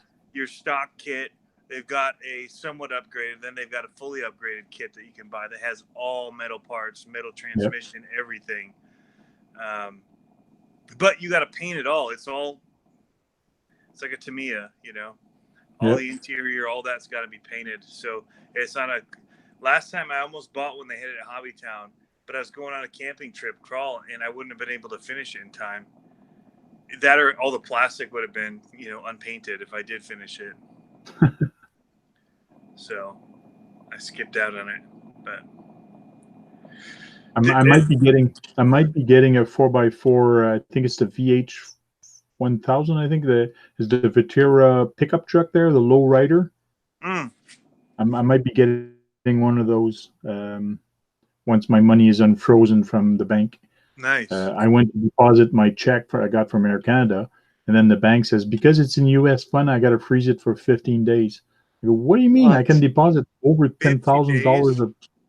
Yeah, 15 days they're gonna freeze a friggin' 15. check. I thought they said 50. I was like, whoa, that's stiff. No, 1.5. Yeah, Okay. 1.5. 2 weeks. So That still sucks. What Vatera was it again? Hey, What Vatera was it again? it's the Vetera here. Let me find it. It's the pickup truck there, the lowrider pickup truck, the black one. Yeah, it's like a. Oh, the it's an Chevy. off-road car. Yeah, it is The a Chevy. 72 Chevy with the lights. Oh, okay. Yeah, they're sweet. Those are sweet looking trucks. So if I V100. get it, what I'm going to do is I'm probably going to try to find some carbon fiber that looks small there, and I'm going to get rid of the body post and put magnets instead. Yeah. Put the hood carbon fiber and actually put something at the back also to make it look like it's a cover for the back box to actually hide the holes. So I want to hide those holes. I don't want to see holes. I don't want to see body pins. I don't like it for those cars. Sweet, man. Also, have you seen that Camaro? I think it's a 78 or they have it in red and I think like a platform. Yeah. Yeah. The That's green sweet. one looks nice. The green one looks very nice. I don't like the other color. The red, yeah. Same here. I agree. The green one looks nice. The reason I want the pickup truck is I had a pickup truck before, an old Chevy truck, and that'd be so cool to have. But if they had, and also they have stock right now, so that's one of the reasons why I just want to get one, because they have stock. But the Camaro would also be nice if they both had stock of both. It'd be a juggling act for me to get either one, so should be fun. I actually own and actually I've showcased it here in your channel, the 68 Mustang, and actually I dedicated the car for the movie Bullet. Yeah. And I guess I think I even got you in trouble that day. One of my really old batteries is getting warm. Oh yeah. Uh-oh. Yeah, I was looking at it, and the numbers are like 412, 410, and 420. Like they're going up and down. Each cell, it's is not it balanced puffed at all. So each cell is way off. Is it puffy? No, it's old though. I mean, this is like 4 years old probably. Oh yeah. Oh. I'll try doing a discharge on it. That's what I'm doing right now. It's in discharge. Okay. Yes, I'm going to storage mode. Okay. And then I'll try and bring it back from there. Yeah, that should work. Hopefully. I was just standing over here. It's in a bag, but I felt it was getting warm. I'm like, wow, that's really warm. Yeah, especially if it's in a bag and you feel the heat. Yeah, it must be getting warm. Yeah. I mean, want to get a fire extinguisher there. Mine, usually they're just ice cold, and I'm like, this one is just cold. So it just feels like room temp, like any other battery on the bench. Oh yeah. And I'm charging it. And I've been charging it for like 30 minutes, and it's just cold. So. Well, yeah, those are good. That one's at 419, 420, and it's balancing that last one right now. Hey, Tony, they're asking, I want that Venom Charger. How do you like it? Oh, I love it. The secret is I love it so much. I've got another one. All right. So, Not one, So but this- two. So this is the pickup truck. I have so Yeah, there many. you go. Yeah, I want that one. I don't like on-road a whole lot, although I'm starting to love it, and I really want one of those. And this is the green one that I really like. But like John is saying, the only one available is the orange one. It's red. Should be red. Yeah, sorry. Everybody has the the red It one. looks orange, but it's red. Yeah, true. Why is that the only one available? I don't know. Nobody has stock on this one. Nobody has stock. Well, That one's here's the sweet thing. looking. Here's the thing. If you guys call my local hobby shop, they should have one there in stock. I saw it there a couple days ago. But then The green's again, awesome. That one looks awesome. Yeah, it does.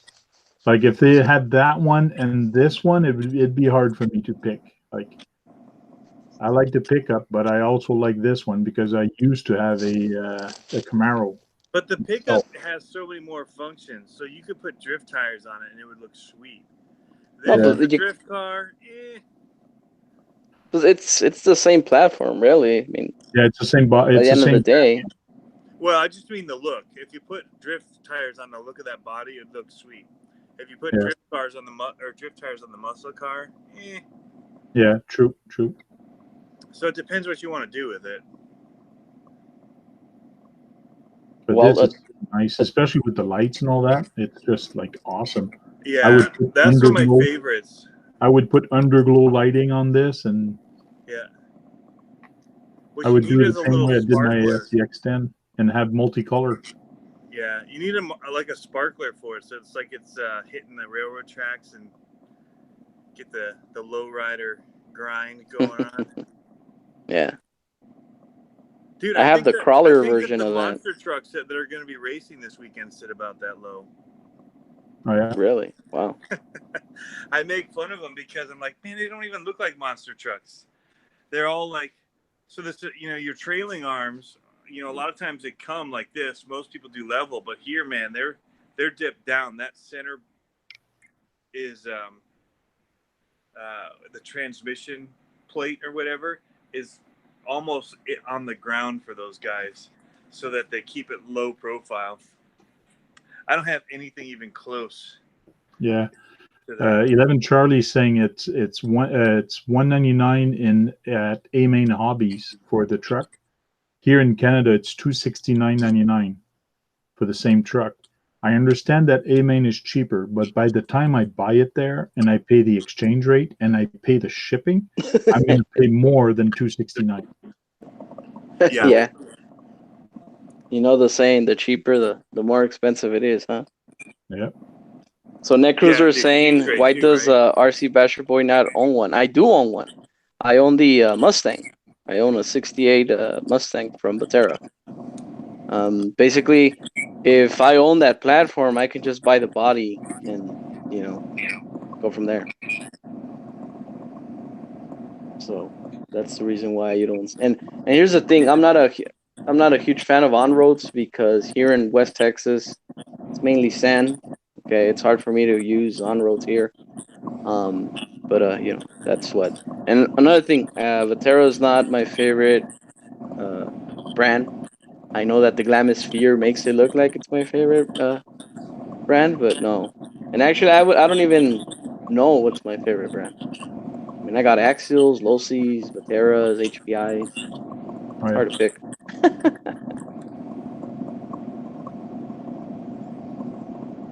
Cool. Yes, I do own one.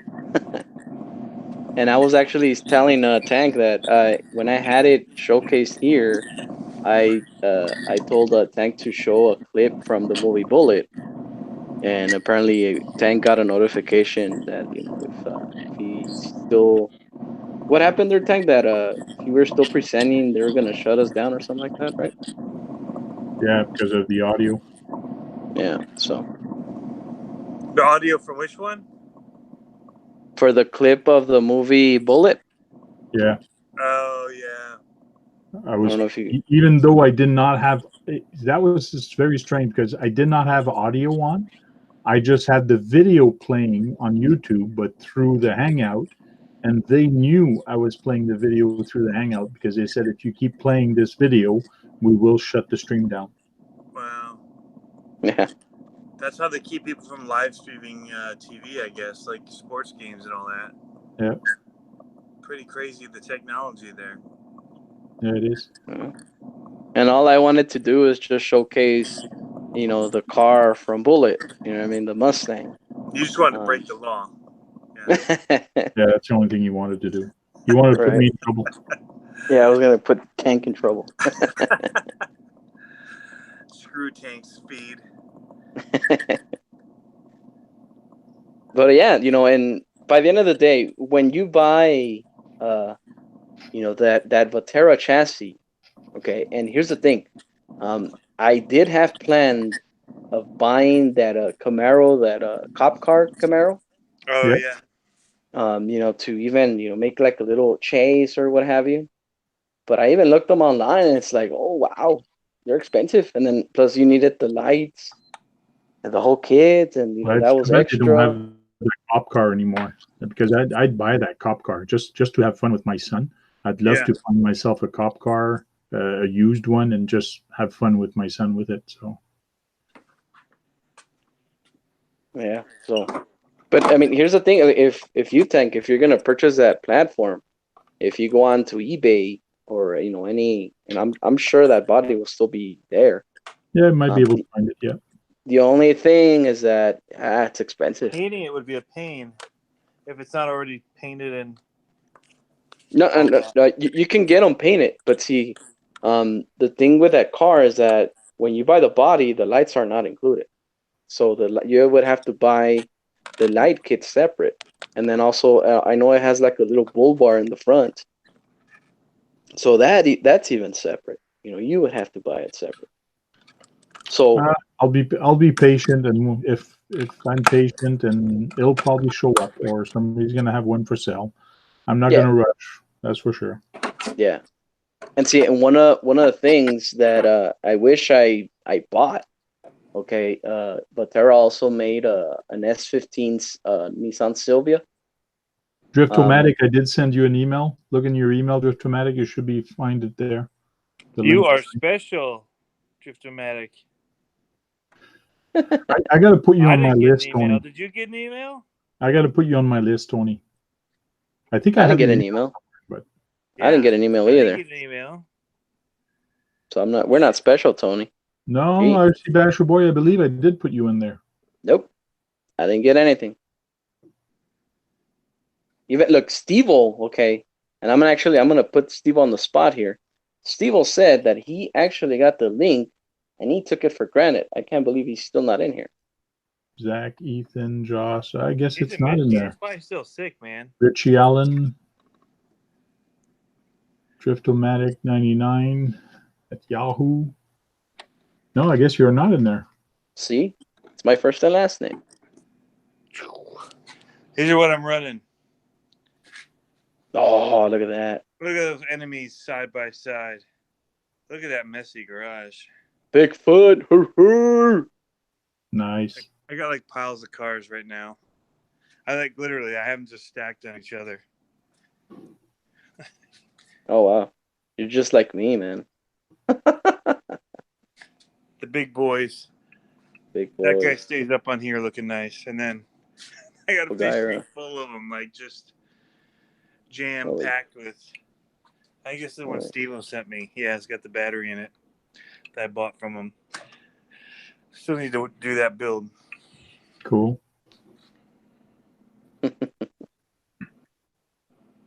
Richie. Evening, guys. Yeah, Hey, How's it going? Yeah, got the email. Sorry, Tank. I checked in the wrong place. Sorry.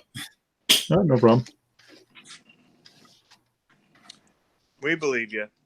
Oh, how is Not everybody? It's not my fault. You have how many emails you probably have? You probably have 3 or 4 different emails. I've got them on the pop one, so it pops through onto my phone. but my phone's been on charge. So when I checked my normal email, it didn't pop up in there. And as soon as I realised it was on the other on that Drifter Manex one, then I found it straight away. But hot and humid here. It's been like 92, 94 most of the week. Wow. Yeah, here it's just like John's saying. It's rain here, chilly, and it's just crazy. And flooding. Like the Ottawa River here, it's flooding very bad. Water is about 6 feet higher than it normally is. Oh wow. So it's bad flooding. Stay safe, man. Yeah, despite all the rain we had here, the ground's already going drying out and going hard. Meanwhile, in West Texas, it's dry and super hot. So Richie, we'll present you for now, and I want to ask you a question. What do you think of the new 4S platform? I can see why they've increased the price of the new V4 cars, because by pushing them up to 550 and the 4S one, if the new V4 one, the 6S V4 ones were sitting at 500, that would be uncomfortably close price point to the new 4S ones at 400. What, 300? No, see, 300, 400, 500. That'd be perfect. Yeah, but what you get extra for your money on one of the 6S ones, you're getting the all-metal chassis, all-metal drivetrain, and I think you're getting a lot more power on 6. They're a lot more powerful on 6S than they are on the 3S. Yeah. You're right. So if you're going to upgrade one of the 3S ones or even one of the 4S ones, if you're going to spend more than $100, I'd still say go buy, save your money, go buy one of the 6S ones. Yeah. Because I've got the ARRMA Granite 3S do PLX, and people anyway? say, you know, what should I do to make it go faster? I'm saying, well, like, sell it and buy one of the 6S ones. Yeah, right.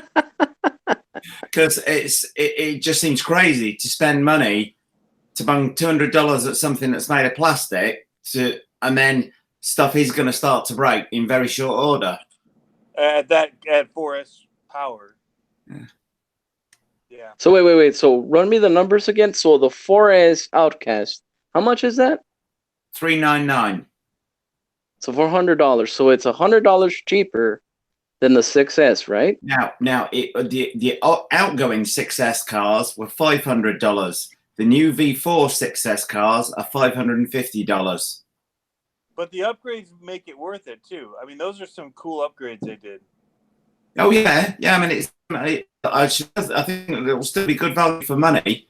But I just wonder how. I mean, my Outcast, I did a backflip off. I had a barn in New Jersey, and the roof of it was like about 25, 30 feet high, and I did a backflip off the roof, and a car on the Outcast landed roof down on the ground, bounced onto all four wheels, and drove away. There's not many cars that are going to do that. If it was plastic, that's so stuff's going to just start pushing straight through the chassis with that kind of impact. Yeah, that's my gut feel on it. I mean, I still think they're very good value for money. I'd still like to have one, but so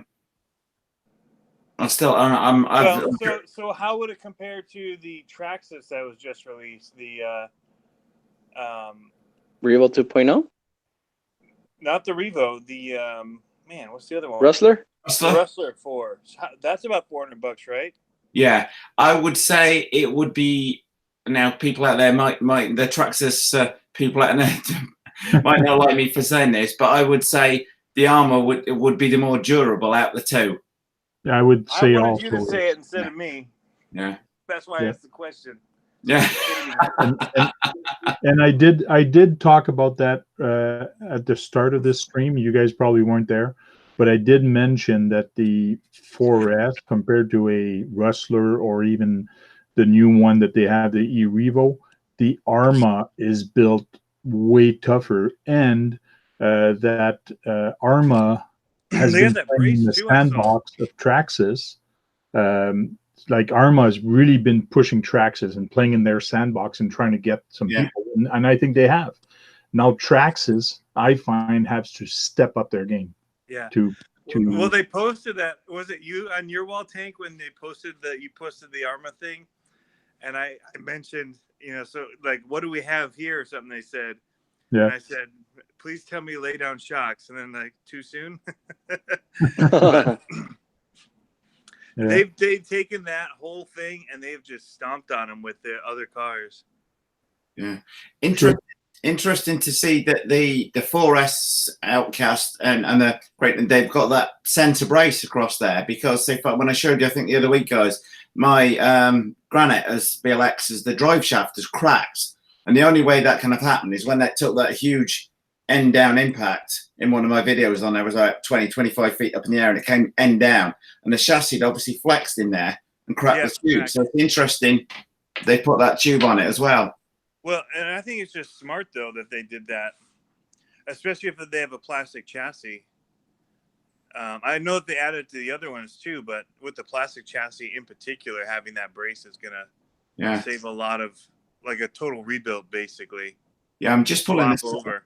Just been pulling the specs up to see on exploded diagram. I'm waiting for the exploded diagrams to finish downloading, but just to see if it can be. But John says he thinks it can be retrofitted. So, and the Outcast is exactly the same size chassis as the Granite is. Yeah, and that's what some people were saying also, is that it can be fitted. The brace can go into there. But all you need, right, is threaded rod anyway, right, and a couple of nuts. Yeah. Yes and no, because that rod that they have has a part on it that actually flex a little bit, so it doesn't break. So they do have a little smart into there to actually help it in case of impact, so you don't break your breaking. Yeah. Oh, wow. So there's actually engineering into this. It's not just a typical bar that is just there, right? Yeah. Cool. Man, these cells are way off. Even discharge. Oh yeah. Battery problem still. Here's a tip, man. Throw it away. 4.00 and 4.12. Here's the thing, man. Save, your house. Throw it away. If you're having issues with batteries, if you're charging them. No, that's why I'm staying here. I'm right here. Oh, that's it. Philco RC has purchased the 4S Outcast. It's on order. Woohoo! Oh, Philco RC is going to be getting one. Yeah, but see those things. I'm leaning towards that 18th scale car. The little mini one. The Latera? No, the 1RC. Oh yeah, the 1RC one. Yes. Yeah, I know it's $200 for a tiny little car, but it's a sweet tiny little car. That's kind of where I'm leaning. I'll tell you though, I was telling somebody at Hobbytown the other day that, so the Kraton is bigger tank. You said the Granite wasn't a good size or whatever. You don't like it. But when we went camping, everybody's checking their chargers right now. And don't worry, it's me. I'm charging a bunch of batteries for the races tomorrow. But there, I told him I grabbed 2 cars when I went camping. I could only take 2. And one was a crawler, so I took the TRX4. Mine is completely stock, and I love it that way. And I took the Granite, which is also completely stock, and is an amazing car. But it fits, and it's easy to travel with, and you can do so much with it, bone stock out of the box, that it's just a fun. If I could only grab, I've got cars all over the place. Yeah. But I trust that one not to break very easily. Whereas the other ones, you even saw with that Traxxas Flash, the issues I was having. I haven't had any kind of issues like that with that Granite with the, CVDs or anything. I don't know if you have, Rich. Have you had your CVDs or anything like that, or your drive shafts out drives from the diffs to the wheels go on you yet? On which car, sorry? On the Granite? No, nothing on there. I haven't had them pop off. I haven't had them do anything. No. It's the only time I blew anything on the Granite, I did upgrade the original one to brushless that I had, and I was running that on 4S, and that did blow a drive shaft on that. But then that was pushing it quite a bit. But so the original brushed one you were? Yeah, the original brush one. I upgraded mine to brushless before I got the new 3S, the new 3S one. But I've had no problems at all with the with the 3SBLX one blowing anything. No. And it's got the 3SBLX one's got the upgraded diff input shaft, which was the main thing that used to fail if you upgraded one of the original granites to brushless. That used to go. Yeah. So I mean, it's small. It is small. It's smaller than a lot of my other trucks that are like it. But the one thing to be aware of, if you've got one of the brushed granites, if they as opposed to brushless, you can buy uprated input diff shafts for it, but they're not the same as the input diff shafts for the 3S BLX granite. It's a different pitch on the gearing. Because I bought they were out of stock of the original ones, so I bought the new ones when they came out for the 3S BLX before I got one. Went to fit it, and that wouldn't turn. And then take it apart, and think, this is because the gearing's different pitch. Which brings up my biggest thing with this whole new Kraton that they've announced, is that their naming structure makes it so hard to buy parts for them. Yeah. So when I broke my front arm on my granite, which was off of a huge air and front flip fail, I wanted to buy RPM ones, and they had RPM ones for the granite, but that's for like the old granite that they had years ago. RPM does make arms for the new granite BLX, but there's just too many of them that have the same name without enough different. They're not differentiated enough, in my opinion, in the naming. Charlie RC's commented in the Net Cruise. He talks about the pricing structure for the different cars, which all makes sense. But 11 Charlie RC says, yes, the only thing is the aftermarket parts, which I'm guessing he means maybe lack of aftermarket parts. But in general, that's probably because not as many people make them because the armors don't break as much. Right. Maybe my gut feel on it. Yeah. Well, after I got mine, I didn't get the RPM ones because I didn't have it, but I just did the old WD-40 trick, which I hadn't yet done to that truck, and I usually do to make them a little bit more flexible. So no brakes since then. Yeah, I spray a lot of mine from new with it because where I go down at Shell Sands, that's got at high tide the sea comes in. So there's lots of salt in that, and it's made up of like millions of shells reclaimed from the bay anyway. Yeah. And it's what I found is it'll stick to it's like glue on there. But when you put WD-40 on, when I get home with the pressure washer, just comes straight off again. Oh, yeah. Yep. And then you use the WD-40 again to whisk to dry to blast all the water off. Yeah.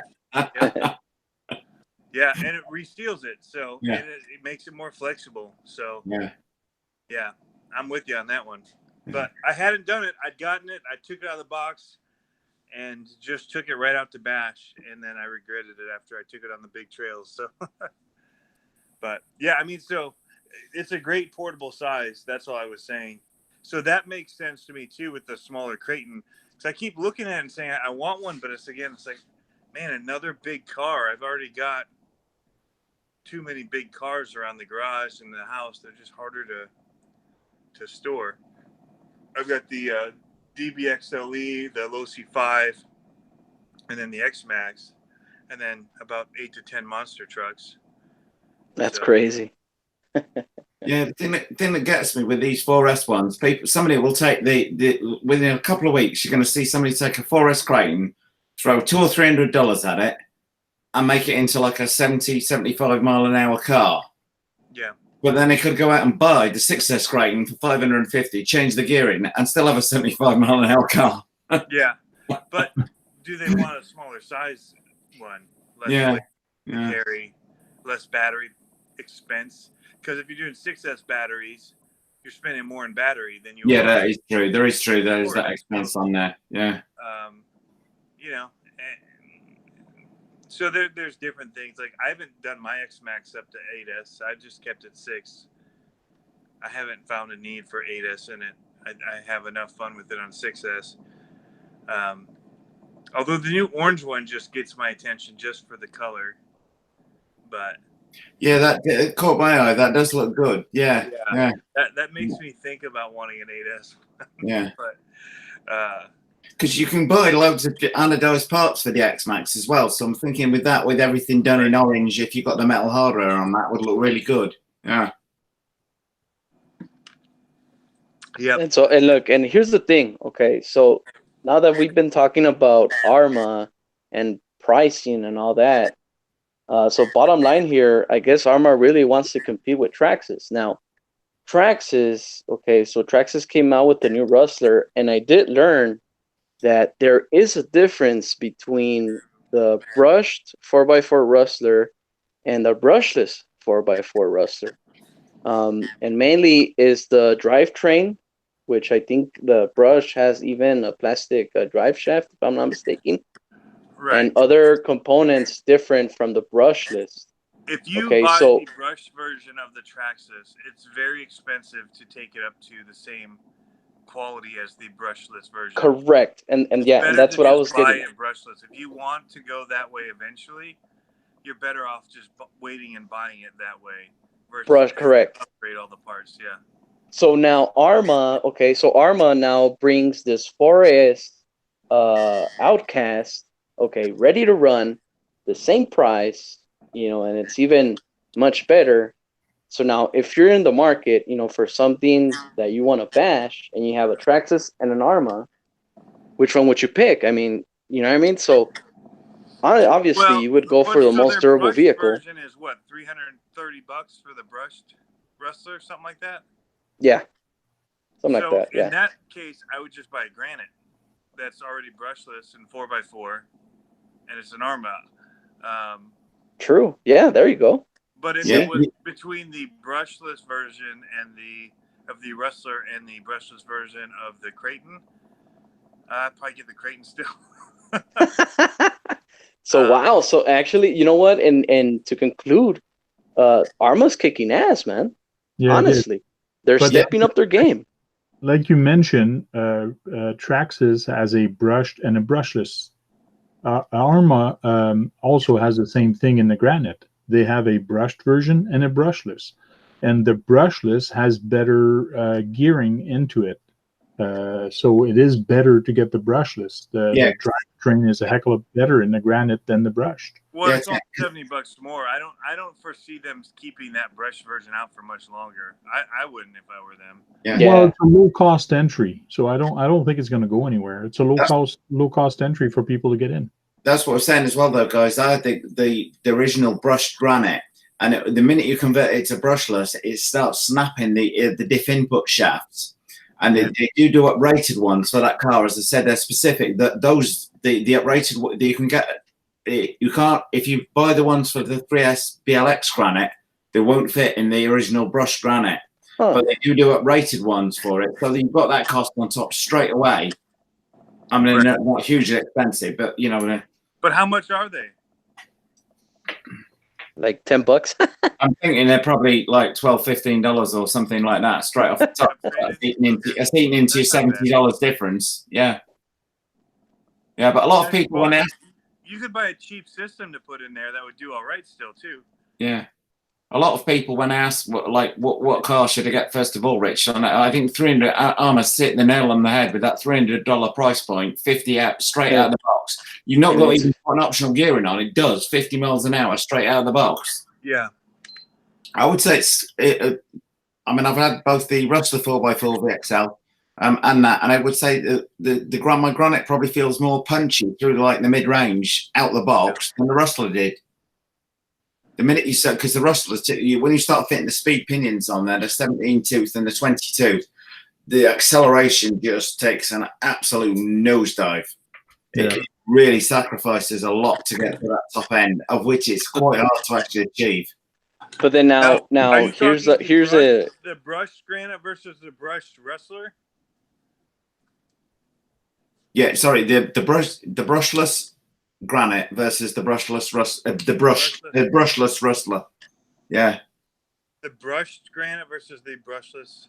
No, the both of them mean brushless. Oh, okay. Yeah. I'd be curious how the brushed Granite does versus the brushed Rustler. Yeah, huh? Brushed Granite is only $220, $230. That'd be curious. Yeah. I gave mine Yeah, away. but isn't the granite a 4x4? Rustler is Yeah. only 2x4. No, Rustler's 4 No, by no. now. The 4x4. They have a 4x4. Yeah. Okay, the Rustler 4x4. Okay. But now here's the thing. So the Now, I Sentin, like Traxxas cars, so I don't mean to bash them in any way. then same here. But Oh, here's they the have thing. some See, the good quality Sentin, cars, that's for sure. Yeah. the Sentin competes, in my opinion, the Sentin should compete with Stampede of Traxxas. Okay, so now you have the same platform. You know, they're both 4x4. Now, what would be the difference between them two? The Stampede and the Sentin. And I mean, I think the price, I think maybe they can be in the same range, but then again, since you guys own, you know, the Sentins, I mean, I don't own the Sentin, but I don't own the 4x4 The Stampede. Sentin But would be against the Slash, not the Stampede. Yeah. So that'd be a short course truck. You could do the Stampede versus the. Yeah, Sentin would be the Slash, yeah. I'm thinking Stampede versus the Granite. Yeah, Stampede versus the Granite. And the brushed versions of both of those. I've done speed tests on both of the brushed versions of those cars, and I would say they're within 1 or 2 miles an hour of each other. and you know what? Yeah, I just mixed them up. But yeah, you guys are right. Now, Well, yeah, I guess you know what I'm trying to say. I do like the Stampede platform a lot, and I like it sits higher. It's a different type of truck, I would say, than the Granite, because the Granite's kind of a monster truck, but it's also kind of not, because it sits pretty low. Yeah. And the Stampede just has a fun factor to it with the crazy wheelies, and so in some ways they just feel like completely different trucks to me. Whereas the Rustler feels more like the Granite to me. And I really do wish, though, that ARRMA, they kept teasing them, and I joked that, you know, they should come out with a lawnmower when they did their grass picture. I was hoping that it was an ARRMA lawnmower, but I would really love an ARRMA like monster truck. Not, you know. No, I mean, my suspicion has been, I said in September last year, within 6 months, I reckon they'd bring out an 8S X-Max killer. And it is interesting to see that the only one in this range, and the 6S range, that they didn't upgrade was the Sentin. Right. When it's the same as the Typhon under the skin. So why on earth would you not give it an upgrade? It just doesn't make sense. Unless Do they have a big Granite anymore? They don't really have a big 6S Granite, right? No. But if they took that up to an 8S and just straight away went with a huge monster truck. Yeah, that's what I think is coming. I think that's coming. But I predicted by the end of March, and that's just come and gone. But then saying that, of course, they had all the upheaval with Tower Hobbies and Hobbyco going under in that interim period. Yeah, but at least Traxxas doesn't call it the Stampede XL. You know, like, or you know, when you're buying parts for the X-Max that they're going to fit the X-Max, and when you're buying Stampede parts, they're going to fit their Stampede line. That's the only thing that's driving me crazy about ARRMA, is that they're keeping the naming, but they're not doing it in a way that's decisive enough when you're buying their parts that you know that the A-arms that you're getting are specific to your truck. And so, I don't know. Well, I'm sure in the part list they're going to say, well, this one's ones. for the Kraton 6S, this one's for Kraton 4S, and this one's for Kraton with no S. Like, I'm sure that's how they're going to put it. And honestly, if you ask me, I mean, that's actually neater. I know, for example, if you own a Traxxas Stampede, you know, back in 1998, and you go to your local hobby shop and, you know, still order the parts, I know they're still going to be the original, you know, parts for that Most Traxxas. of them fit, yeah. You know what I mean? But here, I mean, you got more creativity where, okay, so I have this vehicle, you know, you need this particular part. Well, I mean, all you got to do is just, you know, just make sure you get the right part. what's funny though is that they named the Notorious and the Outcast 2 different names, but they're like It's basically the same thing. Yeah. And then they do these other ones. Anyway, it's just, you know, because I ordered the wrong arms for my Granite the first time I got them. I Oh, just yeah? said Granite A-arm.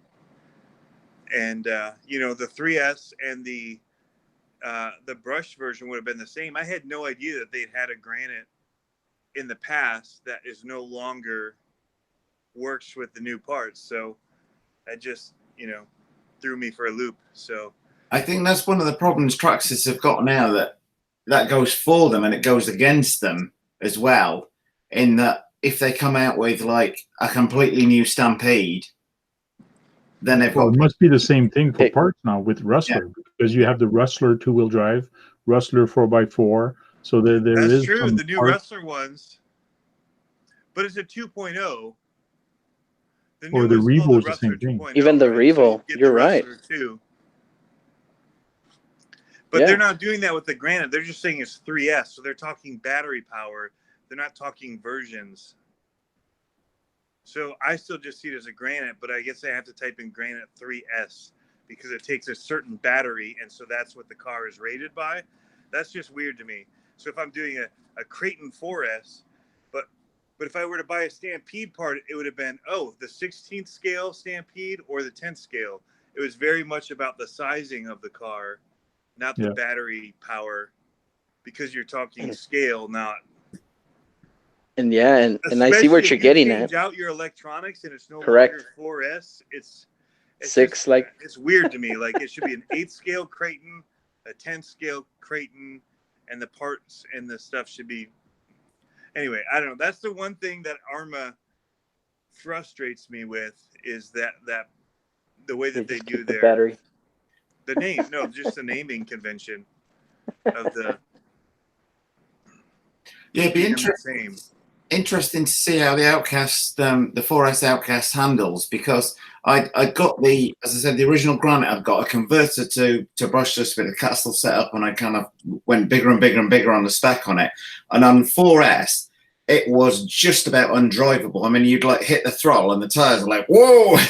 Right. I mean, like 12-inch beats. I mean, it was just like driving it on razor blades. It was like on a knife edge. And then I tried it on 6S, and that just busts stuff straight away. And at this point, I kind of gave up and sold a backflip from a standing backflip, right? Oh, on 4S, on 4S you could do a standing backflip with it. But I noticed on the Outcast, the whole suspension geometry on the Outcast, when you look on the picture online, looks quite different to the way the Granite's set up. But you know trucks better than me, Tony, on there. Have a look at it, see what you think. Well, it's like my E-Revo. It's 6S, but I don't do it on 6S. I just do 4. Yeah. Because the second I go 6, I break something. Every time. Every time. Yeah. And It's just too Richie, much for it. so Net Cruiser is saying Big Rock 8S is my guess at what the X-Mac competitor would be called. Yeah. I'm wondering that whether they're saving the Big Rock. So that's actually more, towards the X-Max, really. Or do they agree. bring the Nero name back to really give Traxxas the finger? And that would be pretty epic, really. A Nero 8X. 8S, I guess. Yeah. Man. Yeah, it's crazy. See, I was looking. I wanted to get a Notorious when I was at Hobbytown the other day, but now that the new one is released, I'm just waiting for that to hit. Yeah, I see it on the shelf, but I'm like, man, all these upgrades are so good that I would rather wait and get the new one. Yeah, I've got a new Notorious on order, but it's not due in until about the 12th of March. Really? Oh, yeah. Yeah. And that's what I was telling earlier to Tank that. Well, May, right? May. Yeah, 12th of May. Yeah, it's only a few days, but it's still a while. But that ties in as well. If you look on Horizon Hobby, they're quoting mid-May for yeah. And that's what I was telling Tank earlier that, so I bought an older version of a Notorious. Okay. So, like, how do I feel about that? If you ask me, I know that, now it has that center brace on there and, it's got, newer features on there, of course, but if you ask me how do I feel, well, by the end of the day, man, I guess I got the old version. User, right? Somebody with an Apple computer that just bought the coolest thing, and then Apple says, oh, we got a new one. We got a new one. Yeah. You know what I mean? So, but overall, I mean, I don't feel left out. I mean, I feel like I just bought a genuine ARRMA. Well, I mean, I bought the Italian, and then like 4 or 5 weeks later, they released the V4 one. So yeah. Well, that's how I feel even with my X-Max. Even years later, I'm like, man, I still love my. I don't care. 6S. I still love my 6S. yeah. I don't feel like dropping another couple $100 on making it 8S. I've been saying for the past couple of weeks, I wonder about a new Traxxas release coming out, and I just wonder whether they've been waiting until ARRMA pull the trigger first and drop it down, whether you're going to see something by Traxxas released by the end of the week. Well, to be honest, I mean the lineup of Traxxas, it's to me it's just plain Jane boring, really. Needs a refresh. Exactly. Yeah. Stampede hasn't changed. The Slash hasn't changed. As you say, but what they need to do is what they did for crawlers, they need to do for the rest of the stuff. Yeah. The rest of their lineup, what they did with the TRX4, they need to do with the rest of their lineup. Yeah. Exactly. I think what they did with they tried that with the E-Revo. I think that they made some strides there in making that easier to work on and a more capable car. They need to refresh the Summit. Summit needs something new. Yeah. Actually, even on the UDR, today trying to see what, and they're all like the Fortec, they've had the 99-mile-an-hour car, 100-mile-an-hour car, that XO1. Forever. They've had, a lot of them that have just kind of been their staple. Anyone here own an XO1? I have owned one. I bought one off my friend Ryan's just before we moved out here, but I wasn't overly impressed with it. It didn't feel super stable at speed. Or certainly not, given its weight and size and all the aero on it. You'd have thought I thought it would have been a lot more stable than it was.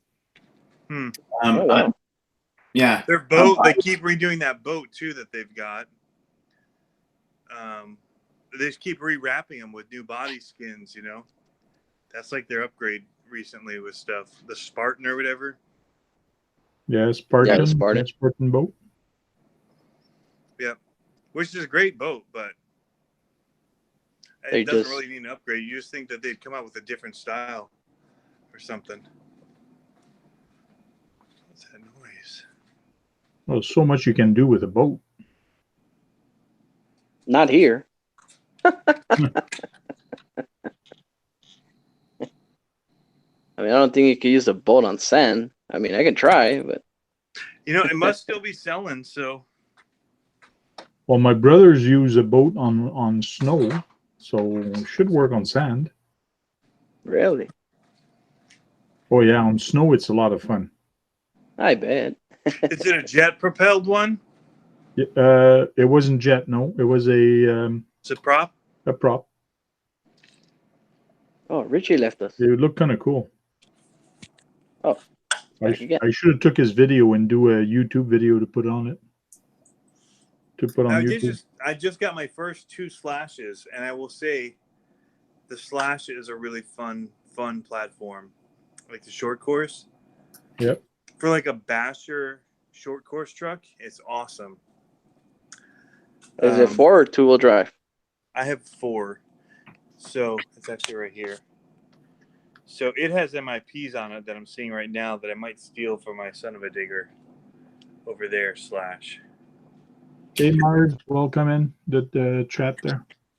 We've got a drone guy in the chat, so be careful. Let's talk about drone before he leaves. Oh, now NetCruiser said, I'm surprised there isn't a UDR variant yet, desert buggy style. Now, I did say the other week, is that the reason why they've not updated the Senton?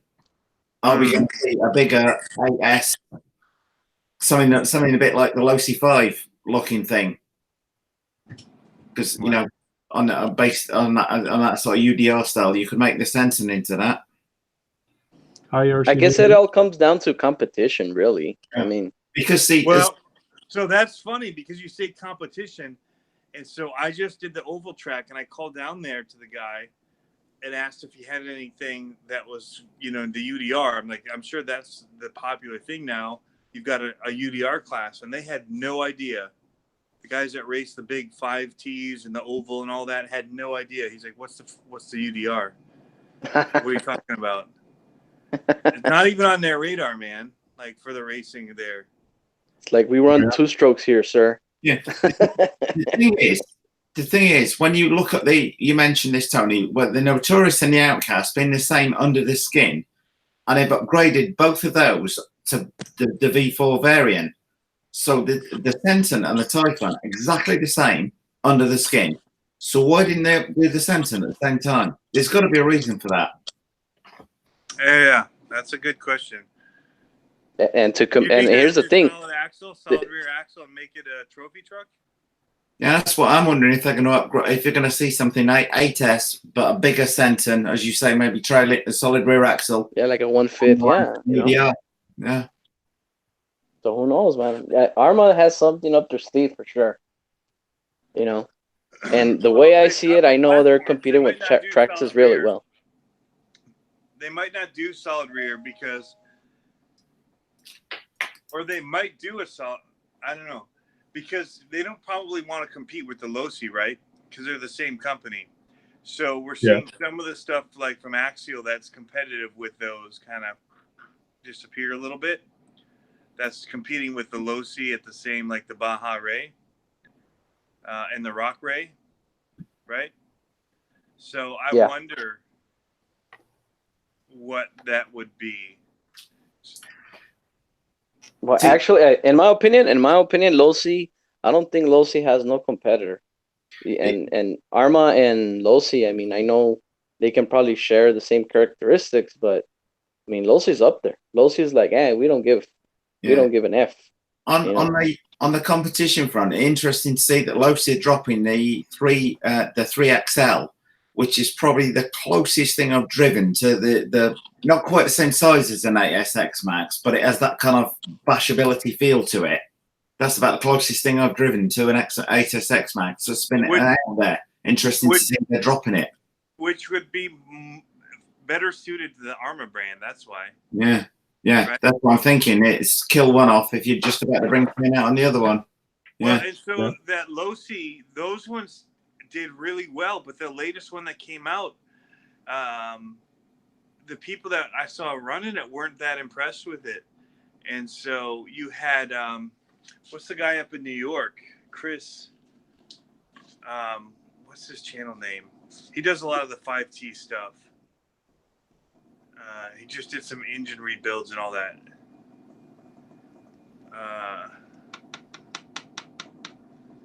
Anyway, I'm blanking on his channel name, but yeah, he wasn't impressed with it. They kept having issues, and then Gary was having issues with it, and he was over. Man, why am I blanking on channel names? You're tired, man. I'm tired. I've been traveling like nonstop. And here's the thing, since I know a little bit of the Losi lineup, something close to the X Max, okay. The size is not there, I know for sure, but the Losi LSTs, okay, are closer to the X Max scene. The LSTs, they're underrated. Hardly nobody knows about them. But the LST is gas, isn't it? No, there's gas and electric. Oh, there's electric also. There's both. There's both. Okay. So Killer Off-Road Hobbies, Gary. That's Killer Off-Road Hobbies. He'd done the video on that, and then Oh, Filthy Co-LC, Phil was saying the other day that HPI had gone under again, and he's just, when we were in the model store in Deltabi's, and he's just said he's spoken to, he's saying HPI has been picked up by Horizon. Really? Deltabi's just told him this morning. Yeah. Huh. Well, that's cool. Well, if that means part support more readily available, that'd be awesome. Yeah. Oh, yeah. I think if HPI had the parts back up, some of the others would be quite worried. So now I can really use my HPI Venture now. Cool. Everyday RC, that's the one, Chris. So he and Gary at Killer Off-Road Hobbies didn't have super great things. They had some real issues with the way that the new low C LST had come out. And see, the monster- I own, I think it's the 3rd gen, 2nd gen. I don't know, but the latest LST, to me, in my personal opinion, and I mean, pardon my language, but it's ugly. I don't like it. It's a horrible body. And actually, the low C that I have is aluminum. It has an aluminum chassis in both gas and electric. Okay. So now into the new one, they went to plastic. So the LST went from aluminum to plastic. And to me, that was a huge turn-on. I was like, really? Low C? And also the low C 10, the SCBE. The one that I own, the SCBE 10, it's an aluminum chassis. It's a buggy 4-wheel drive, and the newest version, which is the TEN-SCTE DB, which is also the same thing as like the Glamisphere 4x4. That actually also went into plastic. So I mean, that's something weird. I don't know what's going on with low C, but back then I would say, low C's a really good genuine brand, but now they got to play the price game because everybody's dropping the prices on everything. Yeah, but Horizon Hobby, you guys are, I don't know if you're forgetting, but Horizon Hobby picked up all the big name brands. They picked up Losi, they picked up HPI, they picked up Axial, they picked up like Vatera. They picked it, and they had ARRMA. Like, they own all those companies. And they do have some cross match, so they do have to thin out the herd somehow. Right, that's what I was saying. The same thing with like Axial dropping some of those trucks that Losi was doing already, like the Rock Ray and the Baja Ray. Yeah, those are like similar trucks, and so they still have the Losi version, but Axial discontinued. So I have a feeling the that Yeti XL is part of that. But yeah, I mean, some of the things though, like the monster truck, if I was Losi, I'd let ARRMA take that. Like, you don't need that LST. If you could put something in the ARRMA brand that's already a basher name that people really like, I would bring that over there. Do that big scale, 5th scale truck as an ARRMA.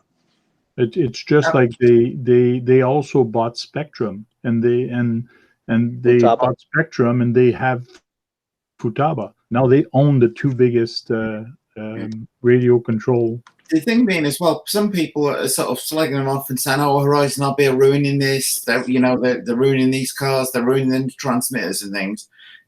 People seem to forget, like, if Horizon RB hadn't picked up these brands, it would have been gone. If they'd gone to the wall and somebody said, "Oh, well, you've got a $500 ARRMA, you can't get parts for it anywhere." Oh, Axial. Oh, we're having Axial Fest because Axial have gone bust. That, would you kind of have I'd rather have them there and be able to still go out and buy the cars and the parts than them not exist at all. Yep. No, yeah, and I agree 100% on that, really. Yeah.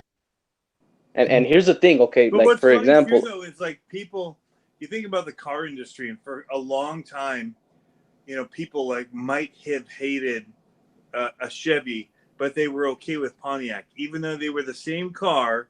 They had an issue with the Chevy, and they just moved to a different one they saw on a lot that looked like what they wanted to look like, but didn't have the Chevy name. And so Horizon has that going for them too, I think, in some ways. So some of the cross having duplicates isn't necessarily bad, because if for some reason somebody gets a foul taste in their mouth for Axial, and that they really hated the Rock Ray, well, they might go over to Losi and like the other one. They're made by the same, owned by the same company, but people have a different feeling about them because they did not have a poor experience with that particular name. It's like the Camaro and the Trans Am. Exactly, that's what I mean. Yeah. No, you notice in the car industry they just did away with that, but there was something to it, Yeah. But but back to the conversation about having Losi, being part of the, let's just split, the Losi lineup. Okay.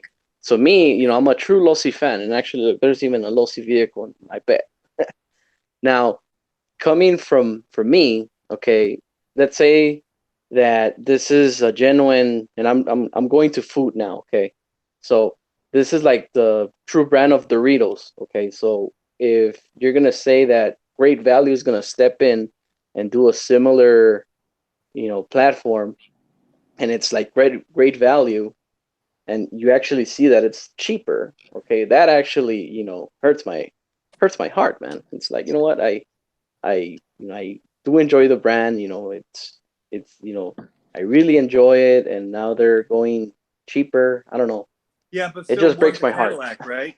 So Cadillac's made by Chevy, GM, same owner, but they put more upgrade parts into the Cadillac, right? Yeah. But I don't know. I mean, Losi to me, you know, Does even Rich know like he's back muted? in Richie. Yeah, Richie's muted. Yeah, you're muted, man. There we are. Sorry. There I you go. thought you were making In the comments. I'm like, background. he's muted. Yeah, I was just playing a video to a certain length. So I've just sent you a link to a video, and it's primed at the proper point for showing it. Watch it. Just watch it off on screen and see what you think, whether it's worth showcasing to people. It's an entry somebody's done for my slightly dangerous backflip challenge, and these guys take it to a whole new level. Yeah. 11 Charlie's asking what's the name of that huge electric Losi car. It's the Losi 8E. That's what you're seeing here in my bet. It's not a Hey, guys, TLR. I It's a gotta go. Losi I gotta 8E. get up early, pack up my car, head to Richmond. Yeah, it's 12 o'clock here also. We've been going for 2.5 hours. So extra 30 wow. minutes for you guys tonight. Woohoo! So let's do a round table right now and say bye. We'll start with Tony since he wants to go. See you guys. Have a great night. RC Basher Boy. We'll see you guys. Take it easy. And we got Richie. No, guys. Thank you. Thank you all for coming and jumping into the video. It was nice. And hopefully it was informative, or you got some good information out of this tonight. And we'll see you guys later. And don't forget to thumbs up. And if you're not already, subscribe and hit that bell. Thanks. See you all later. Thank you. Good night.